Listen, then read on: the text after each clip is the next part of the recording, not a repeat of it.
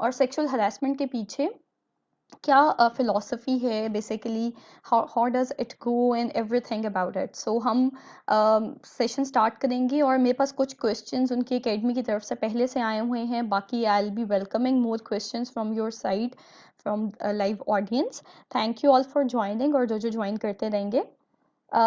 सबसे पहले harassment, basically harassment होता क्या है।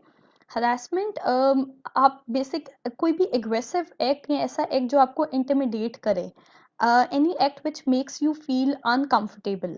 सो बाकी ये किस तरह का अनकंफर्टेबल होता है that will be talking about, लेकिन किसी तरह से भी आपको ये अनकंफर्टेबल करे, कोई ऐसा एक्ट, और आप उस पे परेशान हो, आपको थ्रेटनिंग फील हो, तो उसको आप हरासमेंट में लेते हैं। सो हरासमेंट में फिजिकल हरासमेंट भी होती है, जिसमें एजॉल्ट भी होता है, एजॉल्ट में आप जिसमें मार पिटाई शामिल होती है।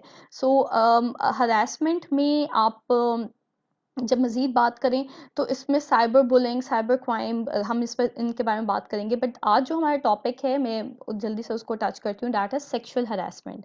सो सेक्सुअल हरासमेंट होता क्या है कि it's getting sexually intimidating with other person, और आप किसी को किसी के क्लोज हों और किसी को सेक्सुअली किसी तरह से भी आप थ्रेटन करें। अब एक चीज़ होती है कि जब भी, बिकॉज जो भी आपका सेक्सुअल जो कोई भी किसी से कांटेक्ट होता है, वो हमेशा म्यूचुअल होता है, वो म्यूचुअल रहना चाहिए, बिकॉज हम यही ह्यूमन राइट्स की अगर हम बात करें तो उसमें जैसे हमारे डिफरेंट राइट्स हैं, तो उसमें देयर इज़ अ राइट जिसमें आप कहते हैं कि आपकी जो बॉडी है वो आपकी प्रॉपर्टी है, only you are responsible for what should be done with it.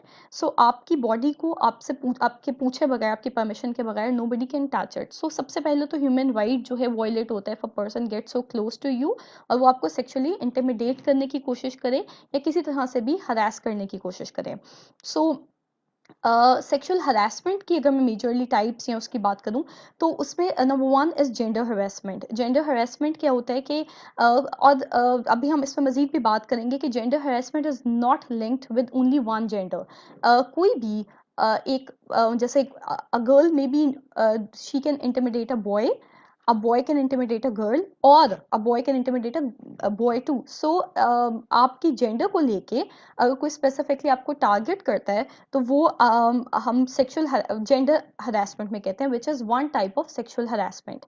और इसमें जो आपका टेक्सटिंग, इस तरह की sexual type of texting, cyber crime भी इसी में आ जाता है, बोलेंगे भी कि आप किसी का just because a person is audience a specific gender, तो उसकी बेस पे आप उसको पीनलाइज करें, उसको किसी तरह से भी तंग करें। तो वो that is gender harassment. Gender harassment बहुत कॉमन है हमारे कंट्री में भी और ओवरऑल भी। सो ये हम बात करेंगे, आप लोग देखेंगे कि ये सारी हरेसमेंट डिफरेंट सेक्टर्स में हो रही है, डिफरेंट जगहों पे हो रही है, it is not limited to one sector, हर हर जगह ये चल रही है। Then second is unwanted sexual attention. ये जो टाइप है, ये बहुत कॉमन है, हमारे इर्द गिर्द हमें नजर आती है कि people try a lot to get sexually close to the other person, और वो किसी तरह से भी हो सकती है। उसमें हो सकता है कि आप क्लोज होने के लिए कोई कमेंट्स पास करें, जैसे कि यूजुअली हमें मार्केट्स वगैरह में ओवरऑल नजर आता है। इसके अलावा it can start from a simple kiss or getting close to each other, hugging the other person, or it can extend to getting very close or having a close sexual contact with the other person.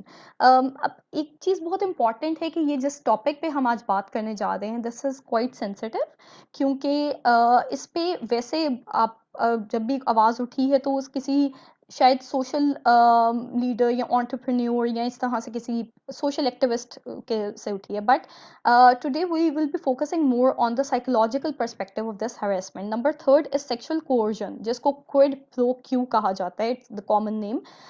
इसमें क्या होता है कि आपको offers की जाती हैं जो कि आपके लिए ऑफ कोर्स बेनिफिशियल होती हैं, बट वो ऑफर्स की जाती हैं in exchange of some sexual contact और लिंक, और some sort of sexual activity. तो उसके बदले में हमें ऑफर्स की जाती हैं, that offer can be offer of a job, या फिर यूजुअली हम अपने सेक्टर्स वगैरह में भी देख रहे होते हैं कि एक लिंक जो है वो क्लोजली इस्टेब्लिश हो रहा है, लेकिन वो हो क्यों रहा है, क्योंकि उसके बदले में सेक्सुअल फेवर्स दी या ली जा रही हैं। So this is sexual coercion, commonly known as quid pro Q.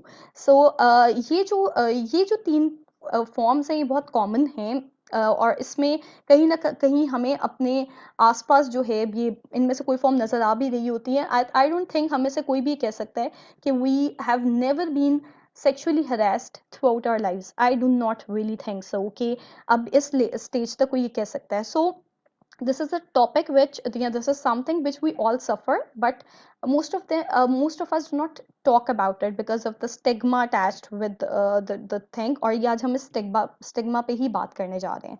So आज जो मेरा टॉपिक है द साइकोलॉजी, सो उसमें हम देखेंगे कि कौन से साइकोलॉजिकल फैक्टर्स जो हैं इस चीज़ को की रूट कॉज बन रहे हैं, why it is getting so much pervasive in our society, क्यों इतना फैल रहा है, और आज इस पे बात करने की मुझे बीइंग अ साइकोलॉजिस्ट ज़रूरत क्यों लग रही है। सो फर्स्ट ऑफ ऑल, जैसे माय कंप्लीट टॉपिक एक्सप्लेन्स कि from silence to hashtag me too. Silence का शुरू से ट्रेंड था। जब जब भी हमने बात की, हमने कहा कि सेक्सुअल हरासमेंट या जहाँ जिस भी टॉपिक में बेसिकली सेक्स का वर्ड आता है वो हमारे माशरे में, हमारी सोसाइटी में उसको अच्छा नहीं समझा जाता, हमने उसको चुप करा दिया गया, हमने यूजुअली उस पर बात नहीं की।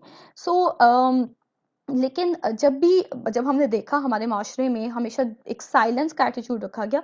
साइलेंस तब तक बहुत अच्छा है जब तक आपको लगे कि साइलेंस का फ्रूटफुल रिजल्ट आ रहा है, लेकिन हुआ क्या, माशरे में ये चीज़ फैलती गई। Not only in our society, सिर्फ इसलिए नहीं कि पाकिस्तान एक डेवलपिंग कंट्री है, not I won't say third world but a developing country. So not because of that, but आपको खुद भी पता है कि स्टेटिस्टिक्स ये कहते हैं कि अमेरिका में, इवन यूएस में, हर जगह तकरीबन ऑलमोस्ट एक दिन में 2 से 3 लोग जो हैं और वो सेक्सुअली असॉल्ट या सेक्सुअली हरास होते हैं। सो वो इसका शिकार होते हैं। So it is common world wide. अब जब देखा गया कि खामोशी से इतना कोई फ़ायदा नहीं हो रहा, लेकिन शुरू से इस चीज़ को मैंने जैसे बताया कि टैबू और स्टिग्मा समझ के इस पर बात नहीं हुई। So there came a movement in 2006। एक एक्टर थे US, a very famous actor, और वो अपनी उस टाइम उसके पीक पे भी थे। उनके अगेंस्ट एक केस फाइल किया गया, और वो केस फाइल किया गया उनकी ही कलीग ने वहाँ पे। और जब वो केस फाइल किया तो ये देखा कि उन्होंने कहा है कि इन पे 2 से 3 इन्होंने 2 से 3 खवातीन को सेक्सुअली हरेस किया है। और जब उसको मजीद इन्वेस्टिगेट किया गया तो पता चला कि उनके अगेंस्ट इस तरह के और भी क्लेम्स वगैरह से थे। तो जब ये of course big actor, big star, जब इस तरह की बात आगे लाई गई, सो मीडिया ने इसको बहुत हीट अप किया। Fortunately, I would say not unfortunately of course. तो जब हीट अप करके आ गया तो it turned out to be a surprise for the even for the people who actually filed the petition, और जिन्होंने सब केस को लीगली लेके चल रहे थे। सो उसकी वजह से क्या हुआ, एक आवाज मिली। That was one voice. और यही मैं थोड़ा साइकोलॉजिकल पॉइंट ऑफ व्यू से भी समझाना चाह रही हूँ कि जब एक सप्रेस्ड चीज के बारे में बात स्टार्ट होती है, सो बहुत से ऐसे लोग जो कि आप हमारे माशरे में चुप करके बैठे होते हैं, उनका एटीट्यूड, उनका बिहेवियर, उनका belief regarding that particular thing changes. So usually we of course we always say कि जी एक बंदे से क्या फर्क पड़ता है। So one person can change sometimes the psychology of whole scenario. ठीक है। सो लोगों का एटीट्यूड ये चेंज हुआ कि 2006 में उस मूवमेंट के बाद वर्ल्ड वाइड लोगों ने खुद को डिक्लेयर करना शुरू हुआ कि जी हाँ, बिल्कुल, we have been sexually harassed, we have been molested, और हम उसके विक्टिम रहे हैं। अब समझने की बात यह है कि आज से पहले लोग तो बहुत ज़्यादा सेक्सुअल हरासमेंट का शिकार हो रहे थे। इस चीज़ को हमेशा इतना हीटअप क्यों नहीं, मतलब ये रही, ये टॉपिक इतना हीटअप क्यों नहीं रहा, उसकी रीज़न ये है कि हम जो फैक्टर्स हैं जो इस चीज़ को प्रोपोगेट भी करते हैं, मेंटेन भी करते हैं, उस चीज़ को बढ़ाते जाते हैं, वो ये है कि लोग विक्टिम को basically they think that victim is the person who is the source of all this discomfort, और जो जो भी मसला होगा उसका जिम्मेदार जो है वो विक्टिम है, नॉट द परपेट्रेटर। सो एक बंदे के अगेंस्ट जब पिटिशन हुई, एक सोशल एक्टिविस्ट ने की, जो कि उनका of course the person was victim herself. So जब वो आवाज उठाई गई तो एवरीबॉडी थॉट कि नहीं, it's not about the victim, it's about the perpetrator who should be punished. तो लोगों का एक स्कीमा, एक माइंडसेट, एक एटीट्यूड, एक belief regarding that particular thing that changed. और वो चेंज होते होते वर्ल्ड वाइड अब पहुंचते पहुंचते यहाँ तक पहुंचा कि पाकिस्तान में 2018 में। और मेरे पास क्वेश्चन आया कि जी सेक्सुअल हरासमेंट पाकिस्तान में एक पर्टिनेंट इशू कब बना, तो पाकिस्तान में ही हमेशा से एक इशू था, लेकिन आवाज कब मिली इसको, जब जब ये आप सबको पता है जब कसूर इंसिडेंट हुआ। ऐसा नहीं है कि वो incident was the only incident, but ऐसा है कि वो चीज़ थोड़ी सी हीटअप हुई, जाहिर है वो मीडिया पे आई, और उसके बाद हैशटैग मी टू का ट्रेंड स्टार्ट हो गया। वो कैसे स्टार्ट हुआ, एवरीबडी थॉट 2017 के एंड में ये जैनब केस जो है कसूर में वो इमर्ज हुआ, और एवरीबडी थॉट कि they should raise their voice against this sexual harassment, और हर किसी ने उसको ज्वाइन किया। फिर जैनब केस से चलता हुआ ये पहुंचा, आपको पता है हमको बहुत से media persons, Ali Zafar and so on, और भी लोग इस तरह से। सो अली जफर की जब एक पूरी मूवी बायकॉट कर दी गई और सब चीजें, लोगों ने आवाज उठाई and people actually thought that it's a serious issue. So वो क्यों आया, because it was trending. So हमें देखने की क्या जरूरत है कि एक इवेंट की वजह से that change the mindset of all people, and a topic which used to be declared as a silent topic, वो फौरन से एक हैशटैग के साथ टॉपिक बन गया, और लोगों ने हैशटैग मी टू लिख के अपने अपनी स्टोरीज शेयर करना स्टार्ट कर दी लोगों के साथ, अवाम के साथ, ये बताने के लिए कि we also faced sexual assault, sexual harassment. हमारे साथ भी जो मैंने आपको तीनों टाइप्स बताई हैं, उनमें से किसी न किसी लेवल पे कुछ ना कुछ होता रहा है। And still there are, you of course you all know, कि अगर हम 10 केसेस की बात करें तो उनमें से हार्डली एक रिपोर्ट अभी भी हो रहा होगा। सो ये जो साइलेंस का एक टैबू था कि जी आपने नहीं बोलना वरना बहुत आपको बुरा समझा जाएगा, विक्टिम को ही बुरा समझा जाएगा, इसको खत्म करके हैशटैग मी टू मूवमेंट के नाम से एक मूवमेंट स्टार्ट हुई वर्ल्ड वाइड 2006, और पाकिस्तान में 2018 से ये ट्रेंड इस स्टार्ट ज़्यादा हुआ। तो हैशटैग मी टू के साथ हर किसी ने अपनी स्टोरीज शेयर करना स्टार्ट की। नाउ व्हेन वी से कि many people who actually okay okay okay okay, thank you so much Jabir Hussain. आप क्वेश्चन आया है कि what about the biasness and harassment, how can we deal with that, sometimes both gender, बिल्कुल बिल्कुल बिल्कुल, and blame game starts, perfect perfect, ये बिल्कुल मेरा नेक्स्ट पॉइंट है, हम अभी इसको टच करते हैं। सो ये जो ओवरऑल जो एक सेक्सुअल हरासमेंट है, इसको अभी ये नेक्स्ट वही मैं जैसे कह रही हूँ, मतलब अकेडमी की तरफ से ये क्वेश्चंस मुझे आए हुए हैं कि is it gender specific. So my answer is no, not at all. Harassment की एक और टाइप है जिसको हम इंसेस्ट कहते हैं, जिसमें द पर्सन द फैमिली, जब अभी आपको मैं बस 2 मिनट में इसका will come to your question.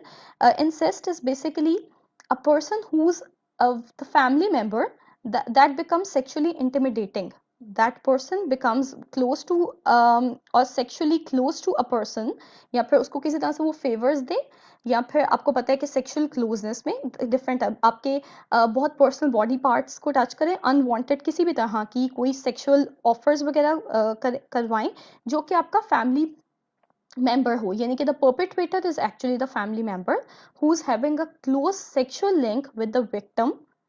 And one thing जो डिस्क्रिमिनेट करती है बेसिकली इंसेस्ट की डेफिनेशन के साथ, जो हम यूजुअली अगर बाहर, once I was talking to one Christian friend of mine, the person just said कि आप लोगों के तो जो इसमें फैमिली मैरिजेस हैं वो भी बेसिकली आप इंसेस्ट को प्रमोट करते हो। सो नो, इंसेस्ट अगर आप बाय डेफिनेशन देखें तो incest is basically sexual relationship with a person who who cannot, like between two people who cannot get married। Islamic point of view से जिन लोगों की शादी नहीं हो सकती, जैसे कि बाप बेटी की, बेटी और बेटे और माँ की, इसके अलावा जो आपके इस तरह के क्लोज लिंक्स हैं, और इसका इस्लामिक पॉइंट ऑफ व्यू से भी आप अगर देखें तो हमें रेफरेंसेस मिल जाते हैं कि एक दफ़ा नबी पाक सल्लल्लाहु अलैहि वसल्लम ने भी एक ऐसे इंसान से who try to marry his mother, उन्होंने उनको कत्ल कराने का मतलब का हुक्म दिया था। सो ये रेफरेंसेस मौजूद हैं, डॉक्यूमेंटेड हैं। सो बेसिकली इंसेस्ट एक ऐसी चीज़ है जो कि चलती आ रही है और जिसकी आवाज़ नहीं उठाई जा रही। सो जहाँ बाकी चीज़ों में फिर भी हैशटैग मी टू के साथ आप उसको प्रोमिनेंट कर देते हैं, वहाँ पे इंसेस्ट की बात बहुत कम की जाती है। और फैक्ट्स एंड फिगर्स ये कहते हैं अब नहीं, अब तो गर्ल्स का ज़्यादा है। Back then in I worked for insist in I think 2013, and at that point of time इसके figures boys were more victimized as compared to girls. तो ये उनके पॉइंट, आपके मैं पॉइंट के साथ लिंक करी हूँ, इसमें मैं आ रही थी। It is not specific to one gender. Yes, अगर आप ये कहते हैं कि लड़कियों के केसेस ज़्यादा रिपोर्ट होते हैं तो ट्रू दैट, लेकिन वो शायद इसलिए भी होते हैं क्योंकि बॉयज़ के साथ हमारी पेट्रियार्कल सोसाइटी में जो स्टिग्मा अटैच होता है कि they are the the strong ones, और उन्होंने इस बारे में बात नहीं करनी, आवाज़ नहीं उठानी, उस वजह से जो लड़के इसका शिकार भी होते हैं वो ज़्यादा इस पर बात नहीं कर पाते। और हमारी सोसाइटी ने इसको बहुत जेंडर स्पेसिफिक कर दिया है। जैसे कि अभी मैं पिछली कुछ सेलिब्रिटी की केसेस की भी एग्जांपल दे दी थी, और भी आप लोगों को पता है कि और कौन कौन से सेलिब्रिटीज जो हैं वो इन बात पे दे सफर्ड, और उन लेकिन चूंकि वन पर्सन इज मेल, तो दैट डजंट इंश्योर कि ही इज द परपेट्रेटर। और ये बिल्कुल, अब जैसे जैसे मैं क्विड प्रो क्यू कह रही थी, this is one type, and the second type is sexual harassment in work at work places. और उसमें दोनों जेंडर्स जो हैं, males and females, they both suffer. हाँ, फर्क सिर्फ ये है कि when a girl raises her voice, तो उस चीज को फिर भी हम कहीं ना कहीं वेटेज देते हैं, because of our typical mindset के लड़कियों के साथ ही ज्यादती होती है। सो ये इसकी साइकोलॉजी, ये माइंडसेट कहाँ से है? क्योंकि खवातीन हमेशा से दबी रही हैं हमारी सोसाइटी में, but now since the since our society is evolving, we are changing, बहुत सी चीज़ें चेंज हो रही हैं। सो उसी तरह से हम लोगों के जो माइंड सेट हैं, the way we deal with different situations, वो भी चेंज हो रहा है। पहले तो इतनी खवातीन वर्क प्लेसेस में भी नहीं थी, उनके पास इतने चांसेस नहीं थे। इसका ये मतलब नहीं कि पहले girls were not the perpetrators, पहले भी लड़कियां इसके परपेट्रेटर्स थी और लड़के शिकार होते थे। लेकिन अब ये चीज़ इसलिए बहुत बढ़ गई है कि लड़कियां भी बहुत ज़्यादा परपेट्रेटर अब कुछ रिपोर्टेड भी हैं। I of course I read some case histories too, जिसमें जो फीमेल्स हैं they were the perpetrators and males were the victims plus. लेकिन एक जो रिसर्च फर्क कहती है वो ये कहती है कि usually when girls are being sexually harassed, the perpetrator is male, but when a male is sexually harassed and molested, so the perpetrator can either be a female or a male. सो इसमें ये हमें देखना पड़ेगा कि वो उसमें perpetrator दोनों तरह के हैं। सो और वो क्यों है? क्योंकि हमारा टिपिकल माइंडसेट जो है वो ये है कि एक पेट्रियार्कल सोसाइटी है, और उसमें जिस आदमी का कंट्रोल ज्यादा होगा वो दूसरे आदमी को अंडरमाइन करके, और वो किसी तरह से भी कर सकता है, वो किसी भी सॉर्ट ऑफ हरासमेंट वो फेस कर सकता है। उसमें वर्क प्लेस हरासमेंट भी हो सकती है, उसमें क्विड प्रो क्यू भी हो सकता है, उसमें सेक्सुअल कोर्जन भी हो सकती है, और उसमें जेंडर हरासमेंट भी हो सकती है। So that is any type of harassment which can be faced either by male or female. And third, most importantly, हम हमेशा भूल जाते हैं या हम हमेशा इग्नोर कर देते हैं, I have worked with trans community. Transgender are the people, I think, who suffer and who are the victims of harassment the most.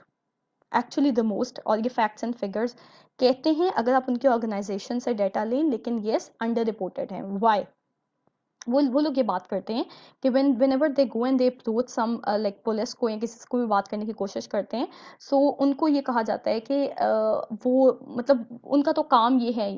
एक चीज मैं बता दूं, इसी को आप सेक्सुअल हरासमेंट कहते हैं। No doubt, no matter how many times a person prefers to have a sexual contact with other person, that is the private matter, but that doesn't allow the perpetrator to have a to have sexual contact with the person forcefully.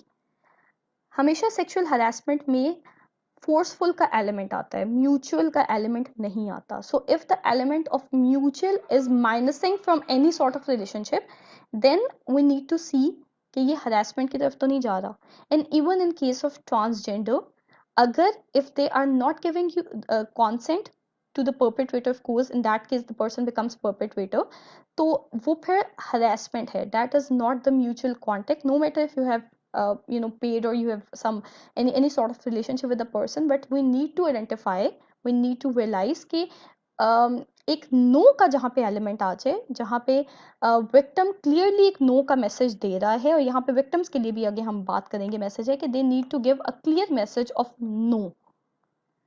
सो जहां भी वो no का message देगा, वहां पे फिर भी अगर परपेट्रेटर की तरफ से वो एक्टिविटी फोर्सफुल होती है, तो that is of course without any doubt that is harassment. So उसमें आप कहीं भी ज़बरदस्ती नहीं करेंगे, बिल्कुल जी। राना मजहर का कमेंट है यहाँ पे, blood relationship, yes, incest is between the blood relationship जिनके साथ आपका निकाह जायज़ नहीं है। आम अल्फाज में लोग ब्लड रिलेशंस में भी बड़ा कंफ्यूज हो जाते हैं कि अभी हम कज़न है या कौन सा रिश्ता है या किसके साथ करें। तो जिनके साथ इस्लामिक पॉइंट ऑफ व्यू से आपका निकाह जायज़ नहीं है, वो बेसिकली उनको आप ब्लड रिलेशन कहेंगे।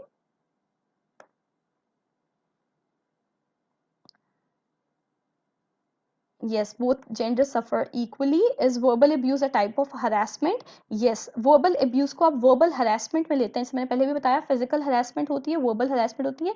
एक और जिसको आप violence या harassment में लेते हैं, that is emotional abuse, जिसको आप अब बोलते हैं। So emotional abuse, और इस एक और harassment that is cyber bullying। ठीक है, सो ये डिफरेंट टाइप्स हैं जो कि हरासमेंट की टाइप्स हैं। सिंस मैं टॉपिक वो सेक्सुअल हरासमेंट, तो मैंने जल्दी से उस पर मूव किया, लेकिन येस, वर्बल अब्यूज के साथ यूजुअली इमोशनल अब्यूज का कंपोनेंट एडेड है। यानी कि एक अगर एक हाउसवाइफ या एक खातून एक आदमी को यूजुअली उसको वर्बली अब्यूज कर रही है, या एक आदमी एक अपनी वाइफ को वर्बली अब्यूज कर रहा है और साथ इमोशनली ब्लैकमेल कर रहे हैं, और ऑफ कोर्स इस तरह की कन्वर्सेशन चल रही है, and the victim is usually the sufferer, वो बर्दाश्त कर रहा है, तो देन यस, वर्बल अब्यूज जो है और along with emotional abuse, that becomes a type of harassment. और अब 1980 के मोलेस्टेशन एक्ट में जो है वो रीडिफाइन हुआ है, उसमें ये काफ़ी सारे पॉइंट्स ऐड हुए हैं जो मैं बता रही हूँ, कि अगर इस तरह से इवन अब तो ये भी कहा जाता है कि अगर बच्चा जो है वो निग्लेक्ट फेस कर रहा है, चाइल्ड निग्लेक्ट एक्ट के नाम से भी है उसका एक सब portion. So child, if a child is facing neglect, तो वो भी वायलेंस हरासमेंट की एक फॉर्म कंसिडर की जाएगी। Okay, I take some questions, और फिर कुछ जो मुझे डिटेल में लगे वो मैं करती जाऊंगी। जी, मंसूर की तरफ से क्वेश्चन आया कि what is something important I have learned from my field experience. Okay, मैं इसमें बिल्कुल शेयर करना चाहूँगी कि काफ़ी सारी चीज़ें हैं definitely, but when I deal with clients and when I see कि how this whole process evolves, so एक चीज़ जो बहुत इम्पॉर्टेंट है, और उसके बाद जब मैंने उसको रिसर्च बेस्ड किया, तो आप लोग खुद भी अगर research, I hope we have some researchers here too, so अगर आप उसको बाद में रिसर्च पॉइंट ऑफ व्यू से देखें, सो आप देखेंगे कि जो जेंडर, जो सेक्सुअल हरासमेंट है, that is not link to one gender, that is not link to one culture. हर कल्चर में हो रहा है, हर सोसाइटी में हो रहा है, बट वन थिंग, एक जो over the period of time हमने भी नोट किया, रिसर्च में भी देखा गया, कि एक चीज़ जो कि हर परपेट्वेटर में कॉमन देखी गई, बहुत से फैक्टर्स देखे गए, लेकिन कोई भी इतना कॉमन नहीं आया जितनी एक चीज़ आई, that is the power, the need to gain control over the victim. Of course the perpetrator wants control over the victim, और जहाँ पे भी perpetrator को ये लगता है कि वो powerful है and the victim is powerless entity, वहाँ पे फौरन से वो अटैक करता है, करने की कोशिश करता है, एंड यस, उस चीज़ को मेंटेन क्या करता है, करती है हमारी साइलेंस। अगर अगर ये पूछा जाए कि इसका मेंटेनिंग या इसका फैक्टर क्या है, तो वो that would be one major factor would be silence, and the other factor would be powerlessness, because जहाँ कहीं भी विक्टिम आपका पावर लूज कर रहा होता है और परपेट्रेटर को लगता है कि परपेट्रेटर इज इन कंट्रोल, सो वहाँ पे चाहे वो कोई भी जेंडर हो, और ज़रूरी नहीं है कि हमेशा एक ही जेंडर पावर में आए। Yes, commonly in our society और रिपोर्टेड केसेस यही हैं कि गर्ल्स ज़्यादा इसका शिकार होती हैं क्योंकि उनके पास पावर कम होती हैं, बट नॉट नेसेसरली। कब in some circumstances, in some situations, boys are they have less power, और वो even I have an interesting case I have seen. A person was one of my client was of major depressive disorder, and the client belonged to US, वो specially sessions के लिए he used to visit Pakistan, और basically he was victim of harassment from his wife. So that was interesting कि and the person of course US में था, he was a professional doctor था by profession, हर तरह से he was okay, he was masculine, जो जो हम traits देखते हैं ना कि जी ये तो ये सब ट्रेट्स हैं, if a person is masculine और ये सब चीज़ें हैं, तो फिर क्या जरूरत है, फिर वो क्यों बर्दाश्त करेगा। सो ऐसा नहीं था, the person has had all the traits. Another case of mine I have seen a person from one of my client from a very famous university of Lahore. I won't name that, but a very famous university. I mean, a brand name actually. The person was being sexually harassed over there, and the boy, the guy actually, the जो मैं बात कर रही हूँ वो मैं लड़के की बात कर रही हूँ. So he was being raped और गैंग रेप का विक्टिम हो. और ये मैं अगेन मैं लड़के की बात कर रही हूँ. और ऐसे केसेस अभी केस रिपोर्ट्स हर जगह पे मैंने पिंडी के केसेस पढ़े हैं, पेशावर के केसेस देखे हैं. So and the person try to commit suicide twice और थ्वाइस. तो ये तो हम इस इफेक्ट्स देखते हैं ना, सभी इफेक्ट्स की बात भी करेंगे. So the guy actually try to commit suicide. He went to somehow US for scholarship. He got treated. और वो EMDR एक हमारी थेरेपी होती है, आई मूवमेंट रिप्रोसेसिंग की, तो और उसमें ट्रॉमा मैनेजमेंट के लिए होती है. He couldn't get managed by that therapy, क्योंकि जब फैमिली में वो बात कर उसने किया की तो वो केस इतना स्वेयर हो गया था. I mean swear suicidal attacks थे और सब चीज़ें, तो उसको कहीं भी रिकॉग्निशन नहीं मिल रही थी. एंड अल्हम्दुलिल्लाह the person is fine by now. और जब उसको उसके सेशंस लिए गए तो person turned out to be very spiritual. So ज़रूरी नहीं है कि एक स्पेसिफिक जगह पे रहने वाले लोगों को, जिस तरह हम स्टीरियोटाइप कर लेते हैं, हम टैबू बना लेते हैं, तो ज़रूरी नहीं है कि वो लोग बिल्कुल वैसे ही उस चीज़ का शिकार हो. Okay okay. What is the concept of silence to from silence to me too. मैं थोड़ा सा इसको एक्सप्लेन कर चुकी हूँ. मैं ओके ओके ओके ओके. मैं इसको बिल्कुल स्टार्ट में थोड़ा सा एक्सप्लेन कर चुकी हूँ. मैं इसको थोड़ा सा प्रिसाइजली दोबारा से जल्दी से इसको रैप अप करूँगी. हमारा कल्चर ओवरऑल, सिर्फ हमारा कल्चर नहीं, वर्ल्ड वाइड भी देयर वाज अ कॉन्सेप्ट कि सेक्स या सेक्सुअल टॉपिक्स के बारे में बात नहीं करनी. If a victim is being victimised और वो किसी तरह से किसी भी सेक्सुअल हरासमेंट का शिकार हो रहा है, तो उसके बारे में बात करने को बहुत टैबू समझा जाता था, साइलेंस का कहा जाता था. ठीक है, इन्वर्टेड कॉमर्स में साइलेंस इसलिए कि the message of silence was prevalent not even in Pakistan but all over the world. लेकिन मैंने बताया 2006 में एक केस आया था. एक US एक्टर थे, उनके अगेंस्ट सेक्सुअल हरासमेंट का केस था, एक फाइल किया था उनकी कलीग ने, और वो एक सोशल एक्टिविस्ट भी हैं. सो वहाँ से इस चीज़ को काफ़ी पॉपुलैरिटी मिली और लोगों ने कोई लगा कि एक इतना फेमस बंदा जो कि एक US का फेमस एक्टर है, अगर वो उनके अगेंस्ट एक केस फाइल हो सकता है और उनके अगेंस्ट आवाज़ उठाई जा सकती है, तो why not us. So all over the world लोगों ने #MeToo के साथ, यानी कि we are also the victims of this abuse, इस मैसेज के साथ #MeToo like we are also the victims, इस मैसेज के साथ इसको वो प्रोपोगेट करना शुरू हुए, इस बात को फैलाना शुरू हुए कि हम लोगों ने भी बहुत सफ़र किया है, we are also the victims. और इसीलिए पाकिस्तान में भी, मैं पहले भी एग्जांपल दे चुकी हूँ, ये मूवमेंट ज़्यादा आई 2018 में पाकिस्तान में. और जब ये मूवमेंट आई तो इसमें हमने देखा गया कि ज़ैनब केस जो है वो बेसिकली सबसे पहले वो बना था. Sheema Kirmani, I think she was the person जिन्होंने ज़ैनब केस को बहुत वो हाईलाइट किया था, और वो इस मूवमेंट की the #MeToo movement in Pakistan की फाउंडर मानी जाती हैं. सो उसके साथ ज़ैनब इंसिडेंट के साथ लोगों को ये एक एहसास हुआ कि अगर उनके साथ कुछ भी इस तरह का वाक़या होता है तो they can raise their voice. इस तरह से सोशल मीडिया का प्लेटफॉर्म यूज़ करते हुए बहुत से लोगों ने अपनी वॉइस रेज़ करना शुरू की, और इस तरह से बहुत से फेमस सेलिब्रिटीज़ के साथ, हमें खुद पता है पाकिस्तान के 2 बहुत मशहूर सेलिब्रिटीज़ के अगेंस्ट भी वॉइस उठाई गई, हालाँकि पहले नहीं उठाई जाती थी. एक पुराना इवेंट रिपोर्ट किया जाता है, कुछ साल 2009 का एक इवेंट है कि इंडिया में देयर वाज अ केस के कुछ क्रिकेट टीम जो है, फीमेल क्रिकेट टीम, उनकी 6 जो प्लेयर्स हैं उनके against their was a case, और एक खातून ने किया था कि she was being sexually harassed and manipulated bye 6 other girls. लेकिन चूंकि जाहिर है वो टीम में थी, सो इस वजह से उनको कुछ नहीं हुआ, and the girl who is the victim she committed suicide. So ये चीज़ें पहले इन चीज़ों को इतनी इम्पोर्टेंस नहीं दी जाती थी, टैबू कंसिडर होता था, साइलेंस का एक माइंडसेट था. लेकिन अब #MeToo यानी कि we are also the victims, इसके साथ इस चीज़ को बहुत ही हीट अप हो रही है. But one very important point which I want to clear, जब भी हमारे माशरे के एटीट्यूड्स वगैरह चेंज होते हैं, बिहेवियर्स चेंज होते हैं, वहाँ पे कहीं ना कहीं चीज़ें मिस यूज़ होती हैं, मैनिपुलेट होती हैं. जैसे कि अभी कोविड-19 की एग्जांपल हमारे सामने है कि हमने जहाँ कोशिश की कि कम से कम पैसों में या चीज़ें स्टॉक फ़ायदे के लिए की जाए, वहाँ पे लोगों ने बहुत सी स्पीयर शॉपिंग करना शुरू कर दी, दे स्टार्टेड गैदरिंग थिंग्स। सो क्या होता है, कुछ लोग फ़ायदा उठाना शुरू हो जाते हैं। इसी तरह से हैशटैग मी टू चूँकि बहुत फेमस और पॉपुलर है, इसलिए बहुत से लोग इसको सिर्फ as a way of getting fame भी यूज़ करते हैं। So we need to be very conscious, हमें बहुत केयरफुल होना पड़ेगा कि बेस आप जो ये मैसेज आगे प्रोपोगेट करें हैशटैग मी टू के साथ, इनके we are also the victims of sexual abuse, ये सही जा रहा है या नहीं जा रहा, और जो भी इसका रीडर है, इसका इंटरप्रेटर है, the person should be very much mindful of the whole scenarios. वही नहीं है जो चीज़ें दिख रही हूँ बिल्कुल वैसे ही हूँ। I hope I have answered the question and now it's clear.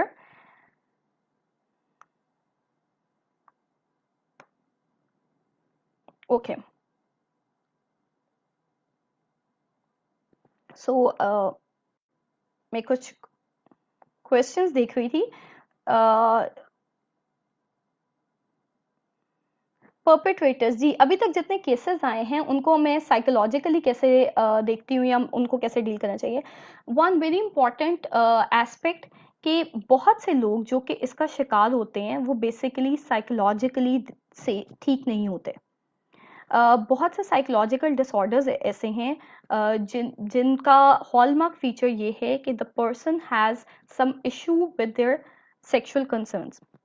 Okay, one thing very important, एक चीज़ हमें हम सब पढ़े लिखे हैं, हम सब ये हर सोशल मीडिया यूज़ कर रहे हैं, हर चीज़ देख रहे हैं, फिर भी हमारे दिमाग में एक टैबू रहता है। Whenever we start talking about sex and sexual issues, तो दिमाग में कुछ अलार्म बजता है कि देयर इज समथिंग रॉन्ग। सो एक चीज़ बहुत इंपॉर्टेंट है जो आपने अपने बच्चों को भी सिखानी है और अपने से छोटों को, कि जिस तरह से हम में बाकी सारी ड्राइव्स होती हैं, भूख लगती है हमें, हमें प्यास लगती है, वैसे ही sexual drive is a very natural and common thing. ठीक है, सो वो एक इंसान के अंदर गुस्सा, भूख, प्यास और सेक्सुअल ड्राइव सब हमारी फितरत में शामिल है। प्रॉब्लम क्या है, जब इसको हम चैनलाइज नहीं करते, जब सही जगह पे नहीं जाती, और उसमें एज बेसिकली जो टारगेट ग्रुप होता है वो अडोलेसेंट्स का होता है। सो अडोलेसेंट्स यूजुअली वो लोग होते हैं जिनमें ये चेंजेस आ रही होती हैं। Okay, I just answer the question. Nurture, yes Numan, I think आप मेरा जो आंसर है वो आपके थोड़ा सा रेलिवेंट होगा। नर्चरेंस यही रोल प्ले करती है कि आपकी जो अपब्रिंगिंग है ना, जिस तरह से आप बच्चों को और फिर एडोलेसेंट्स को डील करते हैं, उसमें आप उनको जहाँ बाकी चेंजेस का बताते हैं वहाँ पे आप ये बताना भूल जाते हैं या इग्नोर कर जाते हैं, या हमें शर्म आ रही होती है सो कॉल्ड, कि हम माएँ भी कैसे बताएं अपने बच्चों को कि आप में सेक्सुअल चेंजेस भी आएंगे, आपकी बॉडी में फिजिकल चेंजेस भी आएंगे, no matter the person is a girl और बॉय। आपको हम सबको पता है कि दोनों में चेंजेस आती हैं। जहाँ पे नेचुरली फिजिकली चेंजेस आ रही हैं 11 से 19 साल की उम्र के लोगों में, एडोलेसेंट्स में, वहाँ पे उनमें इमोशनल चेंजेस भी आ रही हैं। हार्मोन्स इस तरह के हमें एमिट होते हैं कि वी ऑफ कोर्स हमारा थोड़ा सा जो रुझान है, हमें हमारी बहुत सी अटेंशन, हमारी बहुत सी एनर्जी जो है वो सेक्सुअल एनर्जी भी होती है, but the problem here lies कि वो चैनलाइज नहीं होती, वो मैनेज नहीं होती। सो उसका रिजल्ट क्या होता है कि द गर्ल्स और बॉयज़ जो भी उस एज ग्रुप के लोग होते हैं, उन्हें यूजुअली अटेंशन चाहिए, मतलब ऑफ कोर्स उनकी नीड, और वो एनर्जी ना मैनेज होने की वजह से वो यूजुअली परपेट्रेटर का निशाना बन जाते हैं। क्योंकि जो भी परपेट्रेटर होता है वो यूजुअली उनको पहले बहुत प्यार से बात करता है या इस तरह से कोई करने की कोशिश करता है। I am not talking in the case of rape here, मैं यूजुअली इंसेस्ट की बात कर रही हूँ जहाँ पे आपका क्लोज फैमिली मेंबर या रिलेटिव होता है। सो जब वो उसको इतनी फेवर्स देता है, तो आपको चूंकि वो आप में एनर्जी तो है और वो सही चैनलाइज नहीं हो रही, सो वो चीज़ गलत आउटलेट पे चली जाती है। So the need here is कि जो आप जिसका आप नर्चरेंस की बात कर रहे हैं, मैं इनमें एक कुछ टिप्स भी दूंगी कि पेरेंट्स को किस तरह से, या फैमिली मेंबर्स को, या जो इंसान खुद है जो विक्टिम है, उसको किस तरह से माइंडफुल होना है और क्या क्या चीज़ें करनी है ताकि वो इस सबसे बच सके। सो नर्चरेंस का ऑफ कोर्स एनवायरनमेंट का बहुत इंपॉर्टेंट रोल है। आप जो भी परपेट्रेटर है वो हम में से ही कोई है, और जो परपेट्रेटर हैं वो जैसे नक्श, थैंक यू। अब एक तो आप सब लोग जो क्वेश्चंस और कमेंट्स कर रहे हैं, जो बिल्कुल मैं पहले भी बात करी थी कि स्टेटस क्यू जो है वो मैटर करता है। मैंने आपको बताया कि रिसर्च की फाइंडिंग्स जो हैं वो यही कहती हैं कि जितनी भी आज तक परपेट्रेटर्स हैं उनमें कॉमन थीम, एक कॉमन एलिमेंट जो देखा गया है, that is the need to gain power and control. और जो विक्टिम्स में कॉमन चीज़ देखी गई है, मैं इफ़ यू वुड वांट तो I can share findings of some research after this. तो जो विक्टिम में कॉमन चीज़ देखी गई है वो देखी गई है कि वो सब पावरलेस हैं। अब जहाँ पे भी आप पावर लूज करते हैं, पावरलेस होते हैं, सो वहाँ पे ये जो आप बात करें स्टेटस क्यों मैटर करता है, या ज़ाहिर आपकी जो भी उस स्टेटस में हायर पोजीशन पे होगा वो यूजुअली परपेट्रेटर का रोल प्ले कर रहा होगा। Now the chain goes on. एक परपेट्रेटर, अब इसके कॉन्सिक्वेंसेस क्या होते हैं, वन इम्पॉर्टेंट पॉइंट साइकोलॉजिकली भी देखें। हम इंडिविजुअल डिफरेंसेस की बात करते हैं, हर इंडिविजुअल के लिए इसका स्टेटस बिल्कुल डिफरेंट है। कुछ इंडिविजुअल्स जो हैं वो डिप्रेशन का शिकार हो जाते हैं, मैं साइकोलॉजिकल डिसऑर्डर्स की अगर बात करूं, यानी कि बहुत चुप खामोश स्ट्रेस में चले जाते हैं, परेशान हो जाते हैं। कुछ इंडिविजुअल्स में एग्रेशन, एंगर आ जाता है। एक बात मैं आपको बता दूं being a psychologist, I would really like to add on here कि जो मेल्स हैं उनमें डिप्रेशन, हमारा जो एक क्राइटेरिया DSM-5 का डिप्रेशन, उसमें है कि लो मूड है, होपलेसनेस, हेल्पलेसनेस, इस तरह की फीलिंग्स हैं, I mean you feel very low, ठीक है। लेकिन मेल्स में हमारी सोसाइटी में रिसर्चेस भी हुई हैं और ये कहती हैं कि डिप्रेशन यूजुअली एग्रेशन के फॉर्म में मैनिफेस्ट होता है, क्योंकि आदमी को उस तरह से इजाज़त नहीं होती कि उस तरह से आवाज़ उठाए या बोले, तो उसका जो डिप्रेशन है वो एंगर, एग्रेशन की फॉर्म में चला जाता है।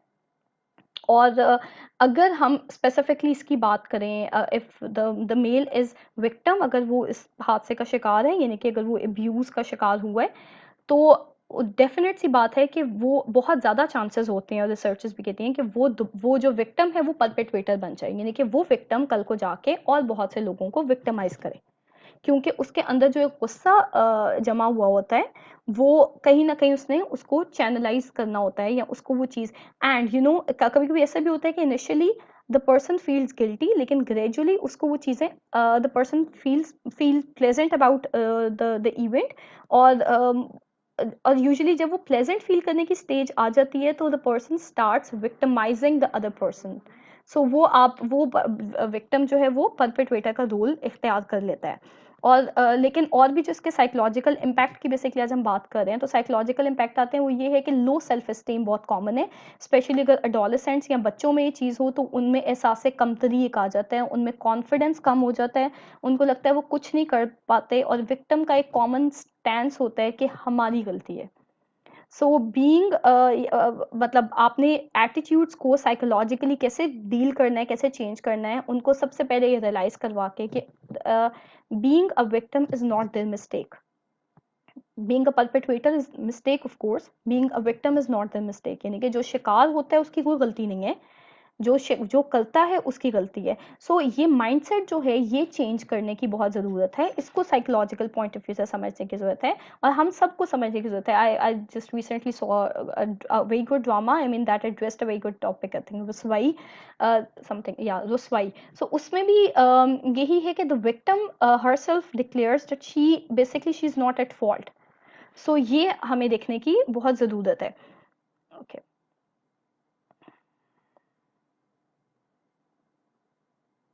okay, what's the rightful way to use our sexual drives and energies if we are not mad, if you are not married? So okay, first of all, एक तो मैं इस चीज़ में I would really like to take the point कि हम nature से बहुत दूर जाते जा रहे हैं। इस्लाम और नेचर अगर हमें ये कहता है कि we need to get married at the right time, so basically वो पर्पसलेस नहीं है। अगर इस्लाम नेचर हमें ये कहती है कि we need to sleep at the right time, so वो पर्पसलेस नहीं है। उसका कहीं ना कहीं of course there is a whole theory, because इंसान की नेचर को इंसान से पहले अल्लाह ताला और ज़्यादा जानता है, और यही कुरान हमें बताता है। सो एक तो ऑफ कोर्स जिस तरह के हमारे डायनामिक्स हैं, we can't get married earlier, अगर हो जाए तो उस चीज़ को बड़ा टैबू कंसिडर किया जाता है और बड़ा गलत समझा जाता है, और अर्ली मैरिज तो बिफोर 18 ईयर्स तो वैसे भी दैट वो इलीगल है। सो आपने क्या करना है और आपने अपने बच्चों को क्या करवाना है, you have to manage your energies. देखें, जो सेक्सुअल एनर्जी है, you need to understand that is one form of energy that you all have. Anger क्या है, that is another form of energy. So ये जितनी भी फॉर्म ऑफ एनर्जीज हैं ये गलत नहीं है, क्योंकि मैं गलत कह ही नहीं सकती, क्योंकि ये नेचर की तरफ से, अल्लाह ताला की तरफ से है, तो इसको हम गलत कैसे कह सकते हैं। लेकिन हमारे लिए क्या इम्तिहान है या क्या एक रास्ता दिखाया गया कि हमने इनको चैनलाइज करना है। मुझे एक बात बताएं, पानी एकदम बहुत फ्लो से आ जाए, कहीं पे सैलाब आ जाए, तूफान आ जाए, तो उसका फायदा या नुकसान है? ऑफ कोर्स फायदा नहीं है ना, you know that is going to destroy the whole village और द एरिया। बट अगर वही पानी पाइप्स में और प्रॉपर चैनल्स की फॉर्म में आ जाए तो उसका नुकसान नहीं है, उसका फायदा है। इसी तरह से जो आपकी सेक्सुअल एनर्जी है, अगर उसको आप चैनलाइज कर देते हैं, उसके बहुत से तरीके हैं, स्पेशली एडोलेसेंट एज पे अगर हम बात करें तो फिजिकल एक्सरसाइज बहुत इंपॉर्टेंट है, स्पेशली लड़कों के लिए ऑफ कोर्स, क्योंकि ये बात हमें पता है कि लड़कों में लिबिडो, ये the sexual drive is more and that is very much okay. I mean we need to accept nature and go with the facts. So even लड़कियों को भी you need to manage your energies through physical exercise and you know आप उसमें खुद को engage करें। Plus हमारा mindset ऐसा होना चाहिए कि आप लोग अपनी हॉबीज को प्रमोट करें और उस पर ज़्यादा ध्यान दें, नेचर के साथ चलें। नेचर के साथ चलने का मतलब ये है कि डे नाइट साइकिल आपका डिस्टर्ब ना हो, जिस टाइम पे सोना है, जिस टाइम पे उठना है, वो आपको पता हो।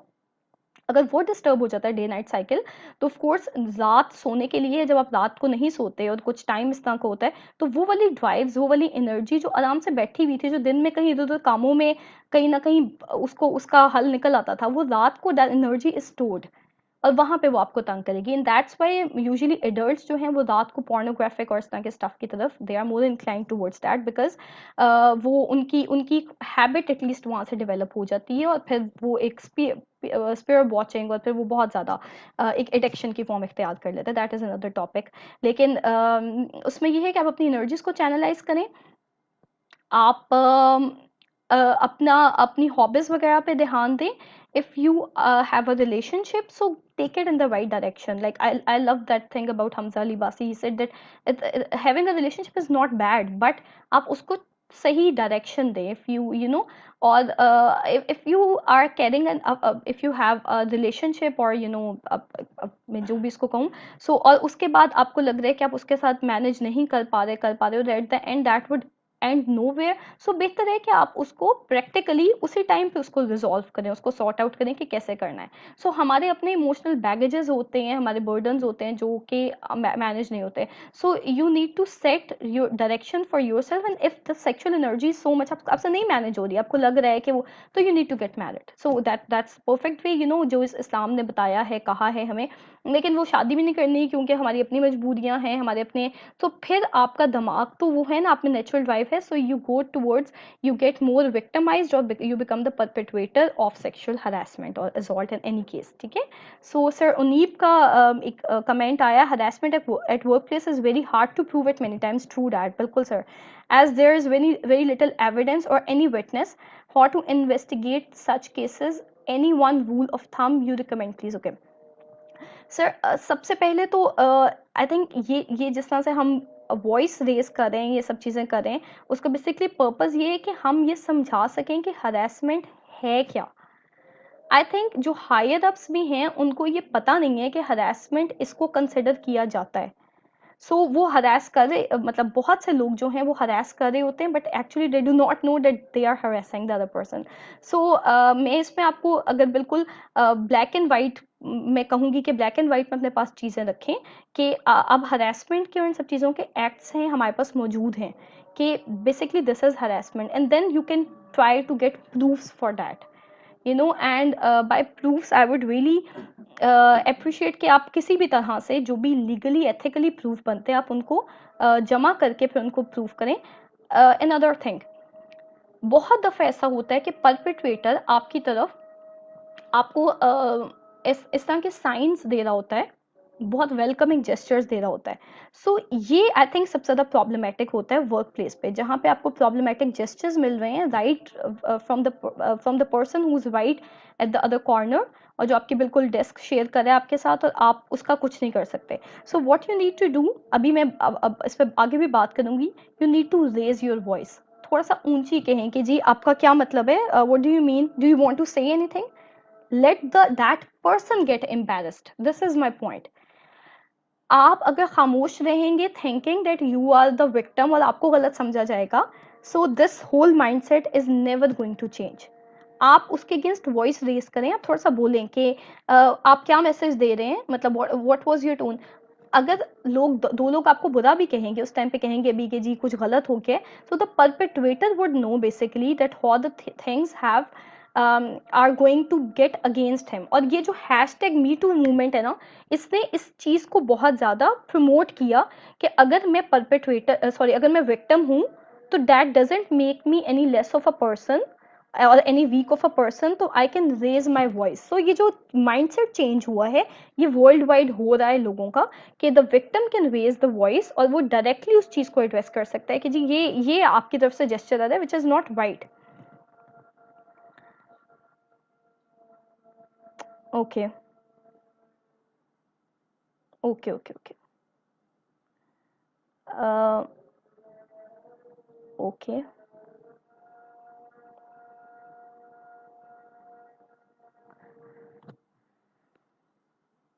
Thank you so much for all the comments.